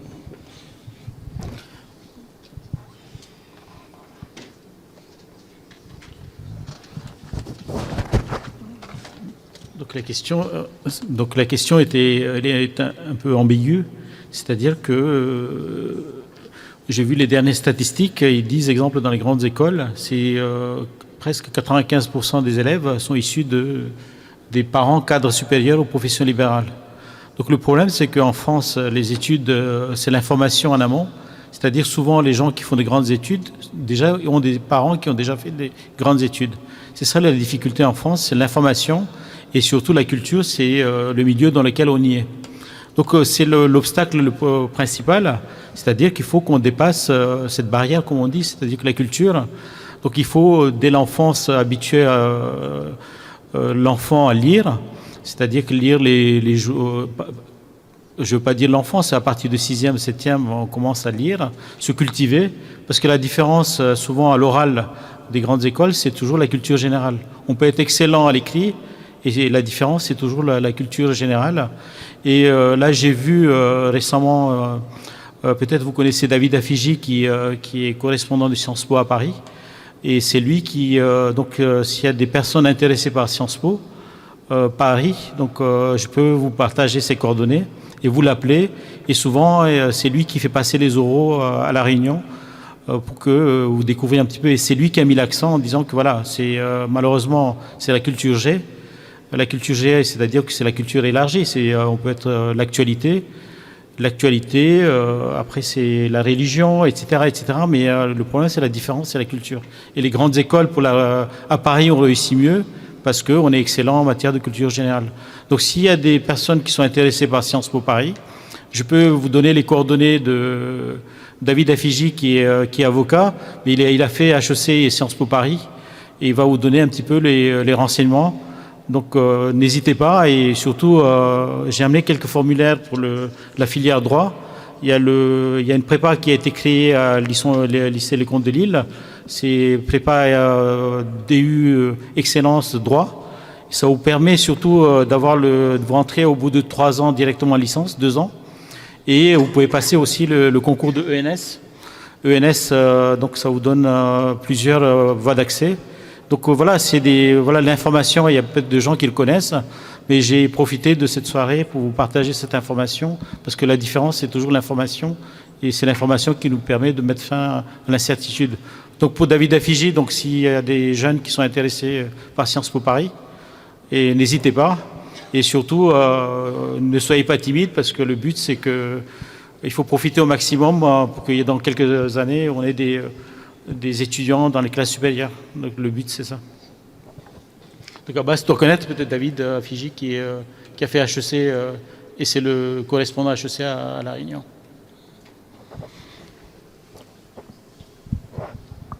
Moi, ce que je voulais dire justement concernant, en réponse à la question qui a été posée sur la manière de choisir sa voie, je vais dire les choses simplement. Pour pouvoir faire son choix, il faut avant tout savoir quels sont les choix qui s'offrent à soi.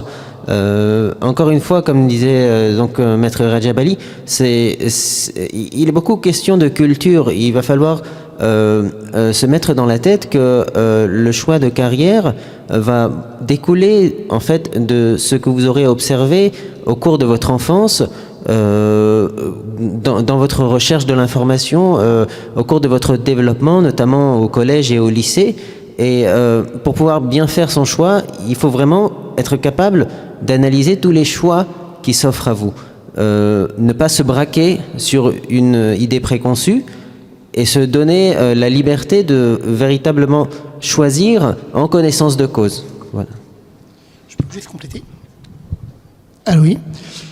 Juste en complément de ce que viennent de vous dire les personnes qui ont parlé précédemment, en fait, il faut faire ce que les autres n'aiment pas. C'est paradoxal, hein ? Les enfants n'aiment pas les légumes, ce genre de choses, en fait, c'est très bon. Les études, c'est pareil. Aimer le latin. Tout le monde déteste le latin. Mais simplement, en faisant le latin, vous ferez normal sup. Aimez les mathématiques, mais pas les mathématiques de base. Les mathématiques renforcées. Aimez la trigonométrie. Aimez la physique. Aimez la chimie. Tout ce que les autres détestent, ça vous permettra de vous muscler intellectuellement et de vous différencier des autres. Donc la seule réponse, c'est toujours chercher la difficulté. Ne jamais chercher la facilité. C'est une voie qui ne mène à rien. C'est la voie de l'échec par excellence. La seule voie possible, c'est la voie de la difficulté. Cherchez toujours la chose la plus difficile. Et comme ça, vous ne serez jamais déçus.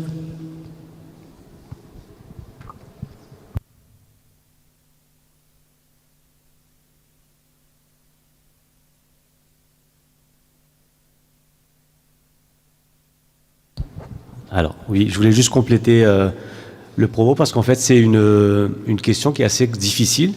On demande aujourd'hui à nos jeunes, depuis la CP, quasiment, de savoir déjà ce qu'ils vont faire. Or, Me concernant, je ne savais pas ce que j'allais faire en terminale. Donc je trouve que c'est une question à laquelle, en fait, c'est aux parents de répondre. C'est un peu peut-être exagéré, mais c'est aux parents d'orienter son enfant. Parce qu'on peut avoir des envies un peu, fantaisistes quand on est un peu plus jeune, mais par contre, le parent qui a déjà eu sa propre expérience ou qui a vu l'expérience des autres peut peut-être orienter, avec pédagogie, son enfant vers des études d'élite. Voilà.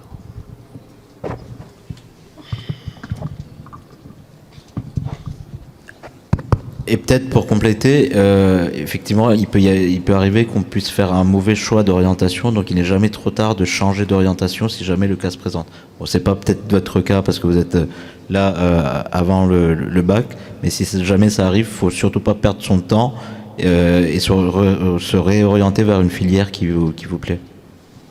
Donc justement, il y a une question à ce sujet. J'ai une question, s'il vous plaît. Quel est l'âge maximum pour se réorienter ? Est-ce possible de vouloir commencer une autre filière après ces 20 ans ?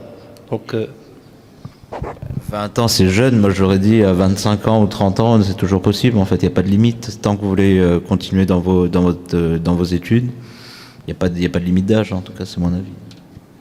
Et là, on parle de choix. Une fois, on était enfant et on avait assisté à un programme de questions pour un champion. On demandait « T'as sous Taouzé ?» Donc, il y a un de notre ami et qui est mené Doukan Karouz. Donc, en fait, ça parce que tout le monde s'attendait à ce qu'on dise ingénieur, pilote, médecin et qui est mené Doukan Karouz. Donc, est-ce qu'il y a des questions parmi le public avant que.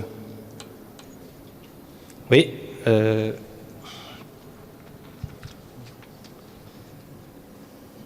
Chabar.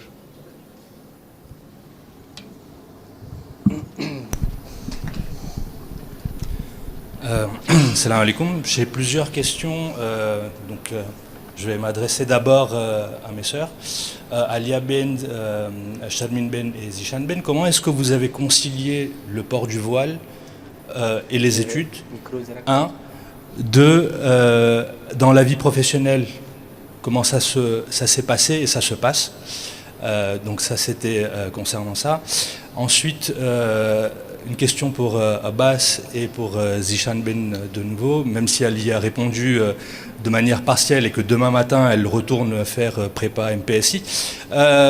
Abbas, concrètement, comment ça s'est passé le passage du lycée à la prépa ? Quel effet ça fait de passer, alors peut-être que ça n'a pas été ton cas, mais de passer de 19 en terminale à 3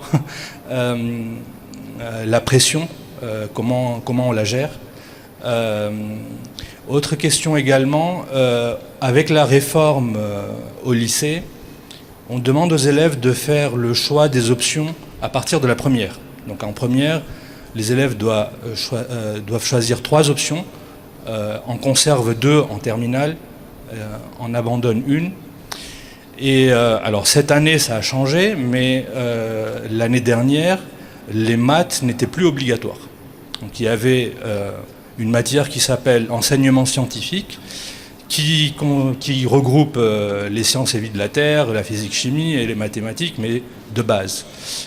Ayant rencontré des référents en prépa MPSI, entre autres, il me disait qu'il recevait des candidats qui n'avaient pas fait de maths en terminale. Donc voilà, est-ce que le choix il faut avoir ce choix de mathématiques, il faut le garder pour ne pas se fermer des portes. Voilà, 3 questions.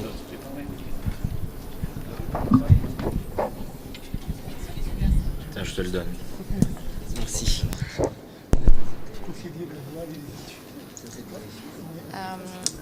Alors du coup, je vais répondre pour nous 3. On s'est conciliés et du coup, donc pour le pardo, du coup, pour les études, alors ça dépend de ce que vous allez faire, bien sûr, et où vous allez le faire. Donc si vous le faites, comme Alia nous a dit, à l'étranger, en Angleterre, au Canada, il y en a même qui sont partis en Malaisie, des Khoji, et bien d'autres pays, j'imagine. Là-bas, c'est beaucoup plus ouvert, beaucoup plus multiculturel.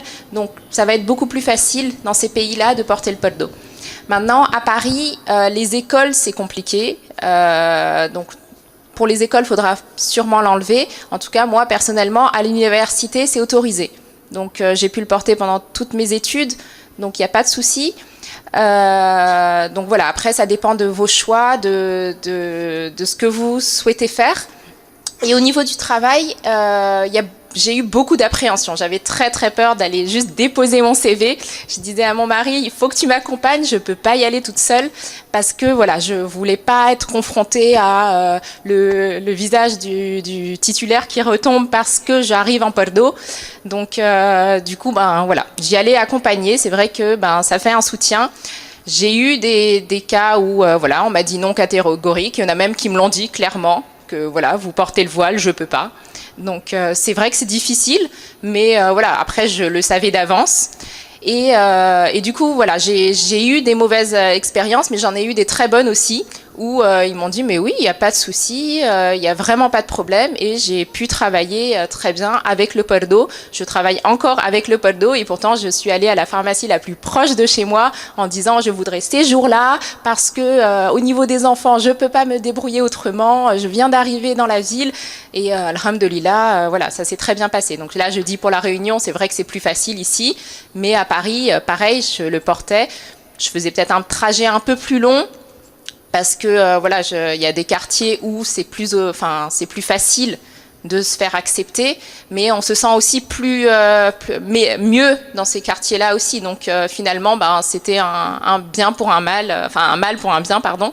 Donc voilà, donc c'est tout à fait conciliable. Après, à vous de voir ce que vous souhaitez faire. Vous voulez rajouter quelque chose? Question suivante. Donc, Chabar, pour en revenir à ta question sur la transition entre le lycée et les classes préparatoires, il faut savoir que, en principe, celui qui va s'engager dans les classes préparatoires, dès le lycée, il est très assidu au travail.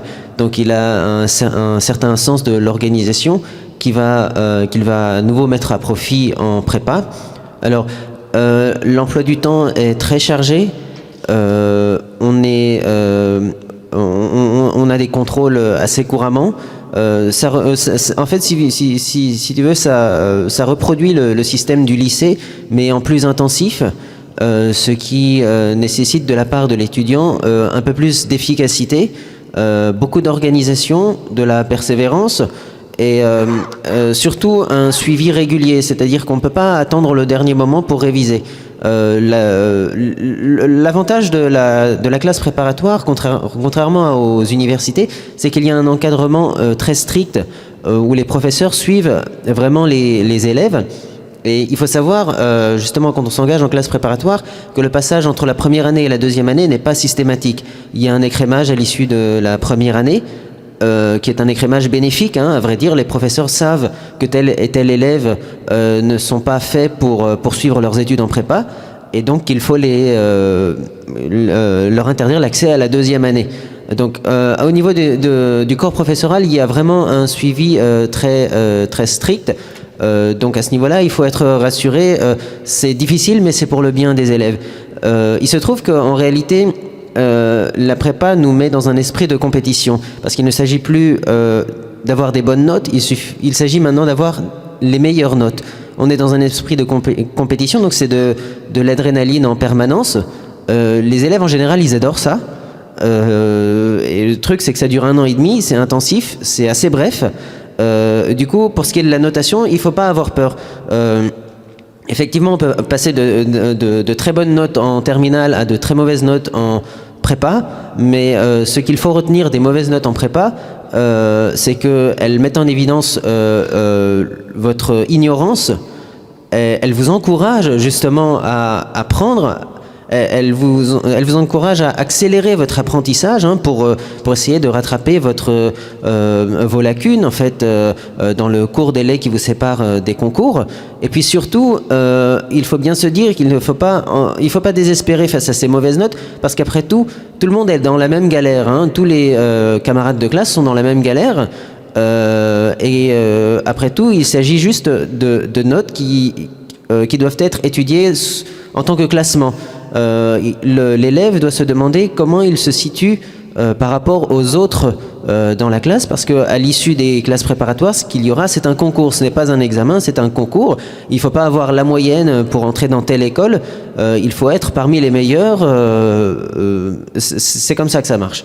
Donc, par rapport à la question sur les mathématiques, les options, etc., pour ce qui est des prépas économiques, donc pour intégrer les écoles de commerce, les maths, c'est une condition sine qua non. On avait 10 heures de maths par semaine, donc les maths, il faut surtout pas faire l'impasse sur les maths. Pour ce qui est des écoles d'ingénieurs, ce sera les maths et la physique-chimie. La chimie, je ne sais pas tellement, mais la physique, en tout cas, c'est fondamental. Donc, pour ce qui est des matières scientifiques, quelqu'un qui cible les prépas, les classes préparatoires, il faut qu'il persiste dans ces matières scientifiques. Maintenant, pour ce qui est des prépas littéraires, là, je n'en ai aucune connaissance. Il existe une filière en prépa littéraire pourtant qui insiste énormément sur les maths. On appelait ça la prépa BL à l'époque, maintenant je ne sais pas comment ça s'appelle à l'heure actuelle. Mais de toute façon, les maths servent non seulement en prépa, mais par la suite en école de commerce ou en école d'ingénieur. C'est fondamental, de toute façon. Il m'est arrivé en école de commerce, après avoir fait 2 années de prépa à un rythme de 10 heures de maths par semaine, en école de commerce, il y a des cours que je ne comprenais pas parce que j'avais pas le niveau en maths. Donc les maths, ça sert. De toute façon, si vous voulez aller du côté de l'élitisme, poursuivez avec les maths. Je vais éventuellement passer la parole à... Je vais juste compléter. Alors moi, j'ai des amis qui ont fait Normal Sup, donc on se dit une école où effectivement on doit juste être très très bon en lettres. Non, les gens que je connais, c'était des tueurs en maths. Ils étaient exceptionnels en mathématiques. Alors, je ne pourrais pas vous dire la corrélation entre l'un et l'autre, mais c'était impressionnant. Ils avaient un niveau en mathématiques qui était absolument hallucinant. Et pourtant, c'était des littéraires. Et puis, effectivement, la deuxième chose, c'est partout, en fait. Quand vous travaillez, vous avez des gens qui seront très opérationnels. Et la vraie différence, c'est l'abstraction. Et pour appréhender l'abstrait, il n'y a que les maths. Les maths, c'est vraiment la matière qui fait la distinction sur énormément de domaines, énormément de professions. Tout le reste, on peut y arriver. Par contre, les maths, c'est vraiment la pierre angulaire, la pierre de Rosette qui permet de faire le distinguo entre les meilleurs, en fait, tout simplement. C'est peut-être triste, mais ça demande une abstraction, une capacité à synthétiser, une capacité de travail qui est absolument incroyable et qui est juste inévitable. Je connais quasiment personne qui soit excellent s'il n'est pas bon en maths. Je pense qu'il y a même une incompatibilité. Juste pour vous rassurer, pour ceux qui veulent faire médecine, le seul chapitre qui est très important en mathématiques, c'est les probabilités et les statistiques. Le reste, on n'en a pas besoin. Voilà. C'est plus dur aussi. C'est peut-être le plus dur, mais je pense que suivant les cours qu'on donne, nous en première année de médecine, les statistiques et les probabilités, c'est vraiment pas le plus difficile. Voilà. Et il faut garder en fait la chimie, parce que sans la chimie, c'est très difficile de comprendre certains chapitres en biochimie et en biochimie structurale en première année de médecine. La SVT est très nécessaire aussi pour la médecine en première année.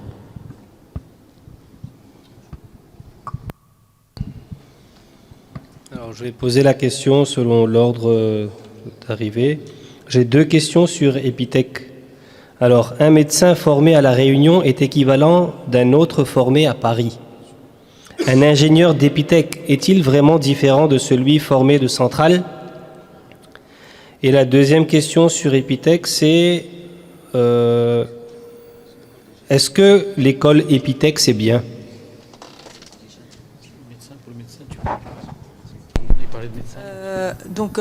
Pour Epitech, c'est une école d'ingénieurs avec prépa intégrée. Donc oui, c'est bien, mais Mais les classes préparatoires Mathsup, ça c'est quand même plus difficile, plus prestigieux. En fait, on va dire la voie royale pour être ingénieur, c'est Mathsup. Après, les écoles de prépa intégrées, c'est bien aussi. Voilà. Est-ce que c'est pas BTS compta et expert comptable? Non, pas autant de...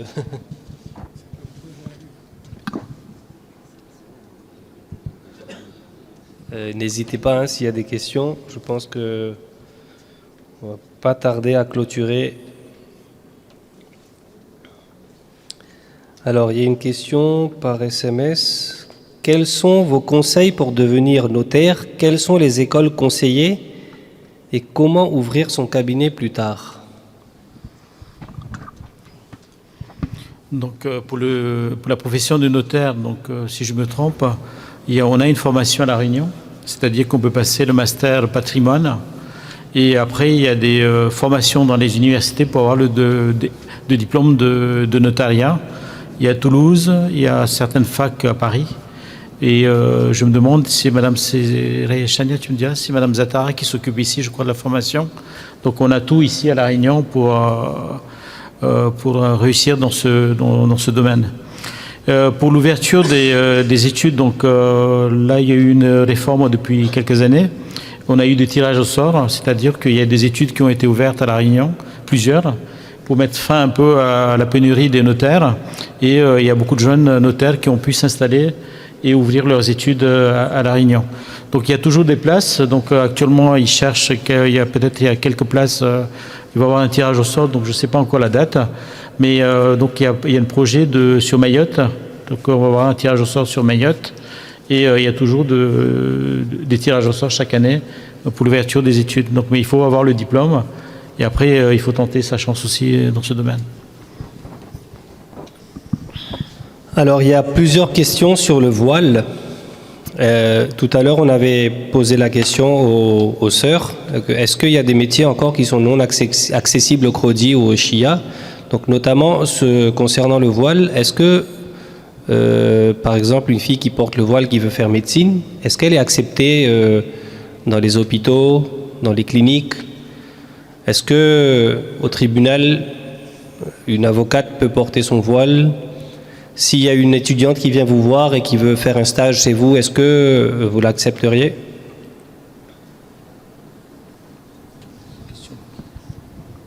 Est-ce qu'on peut porter le voile à l'hôpital? Mais attendez, il faut faire attention, c'est la question de laïcité après. La réponse est catégorique, oui, sans aucun problème. Pour les juridictions, donc on a eu, si je me trompe, dans la commune, il y a eu un incident à Paris. Donc lors de la prestation de serment, une jeune fille avait porté le pardot et malheureusement elle est exclue. Et à La Réunion encore, dans les couloirs, on peut mettre des pardots, mais c'est dans la salle, c'est strictement interdit. C'est-à-dire qu'il y a le principe de laïcité, et le principe de laïcité suppose, c'est peut-être on est un peu, quand même c'est un lieu dans lequel on applique les lois, et c'est strictement interdit. Mais le problème, c'est après, il ne faut pas non plus rentrer dans les polémiques et dans les provocations, parce qu'après on a une image très négative de la communauté, et le problème, c'est qu'après il faut faire un choix. Si on choisit le métier de droit, il faut s'adapter à l'environnement et il faut s'adapter. Donc on peut mettre un petit chapeau, mais c'est strictement interdit dans la salle d'audience. Voilà, le but c'est d'éviter des provocations, sinon il vaut mieux ne pas se lancer dans ce métier. Tout à l'heure, en début de programme, je disais que à Prozamano, notre époque n'est pas la même que celle de nos Bap Dada, qui n'avaient pas forcément les moyens. Nous, on a la chance d'avoir des institutions fortes. Donc, surtout, il ne faut pas hésiter. Il faut solliciter nos institutions.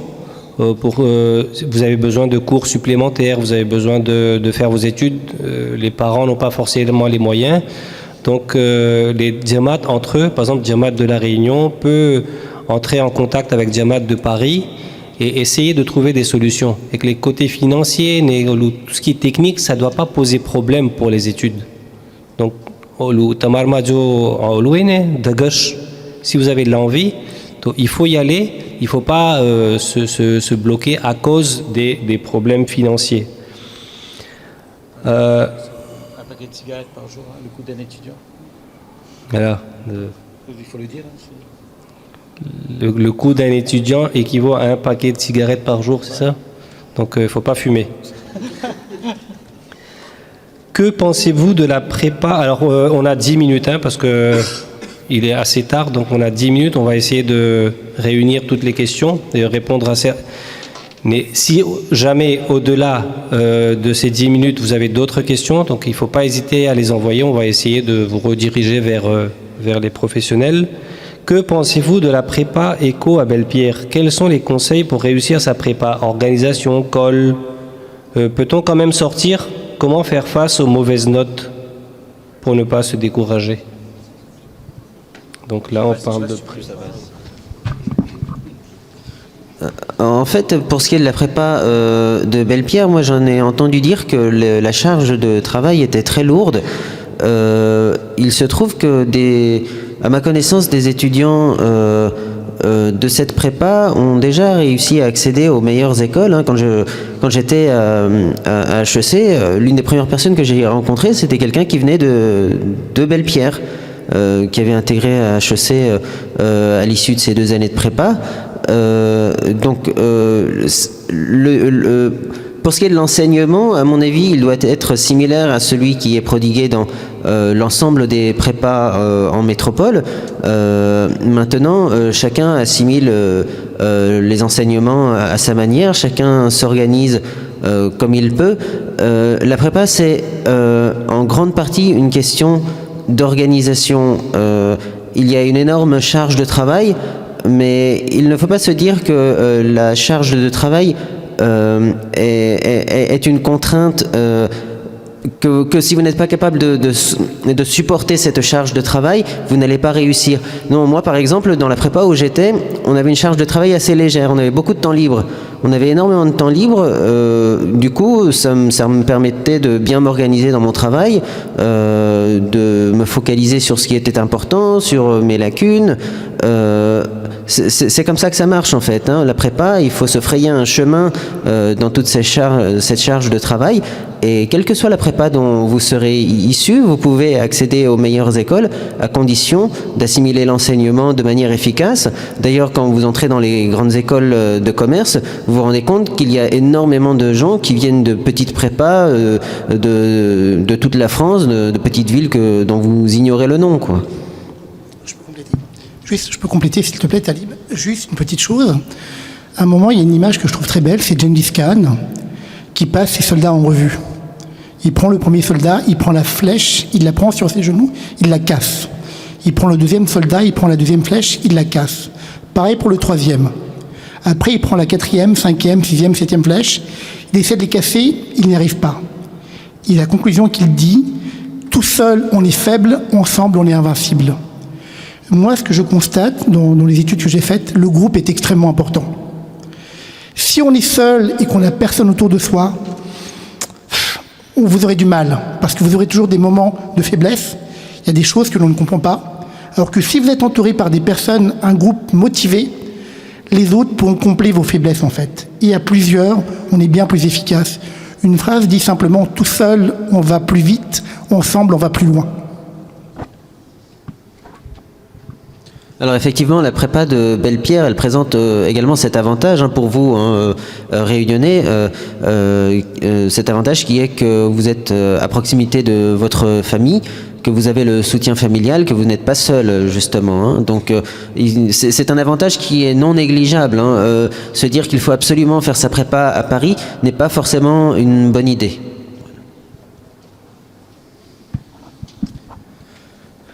Donc, il y a une personne qui a posé 2 questions et je pense qu'on va conclure avec ces 2 questions et on va passer à la conclusion. Avez-vous des infos à nous donner à propos des bourses pour les grandes écoles? Et l'autre question, c'est que pouvez-vous conseiller à une personne très indécise?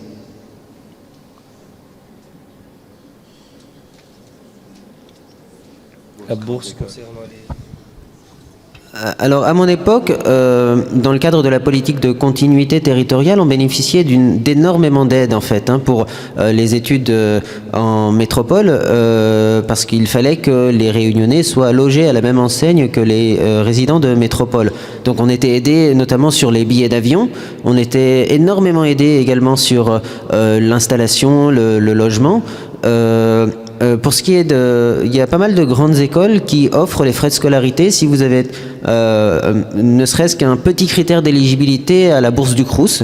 C'est le cas d'HEC, la fondation HEC prend en charge les frais de scolarité si vous avez ne serait-ce qu'un point d'éligibilité à la bourse du Crous. En tout cas, à l'époque, c'était ça.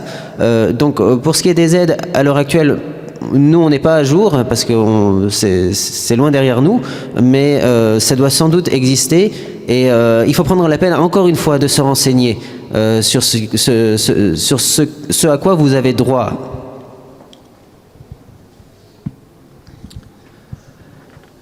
Nous allons donc conclure et je vais soulever quelques mots-clés, retenir quelques mots-clés.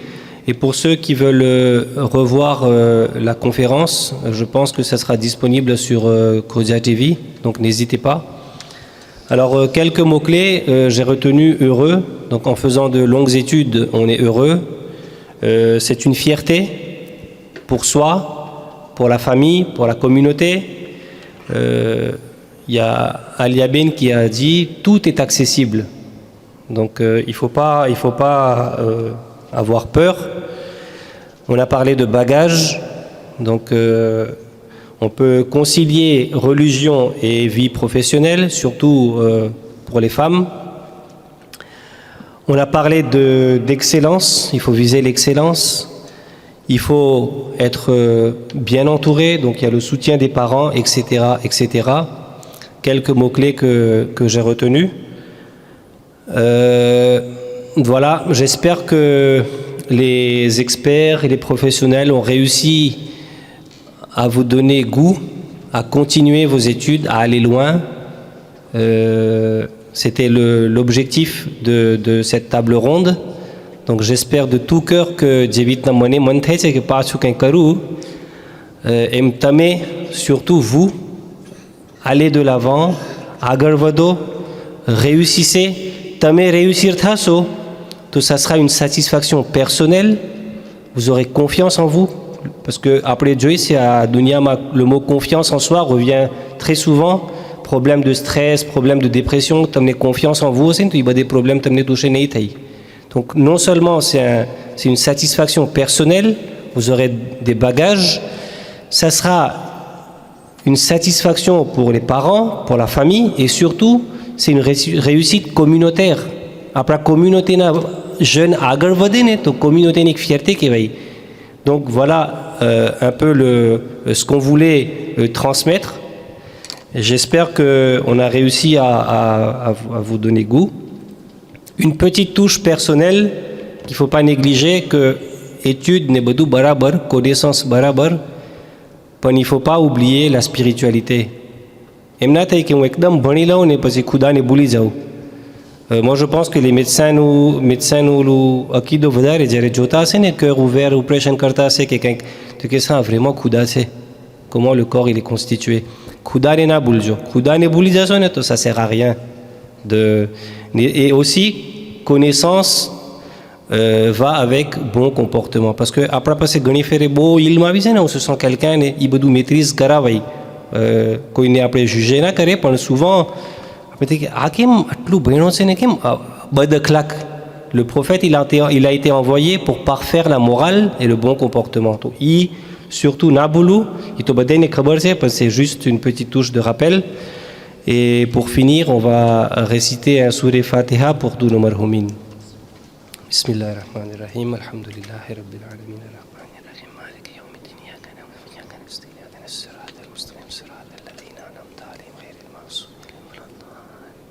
بسم الله الرحمن الرحيم إن الله وملائكته يصلون على النبي يا أيها الذين آمنوا صلوا عليه وسلموا تسليما اللهم صل على سبحان ربك رب العزة عما يصفون وسلام على المرسلين والحمد لله رب العالمين.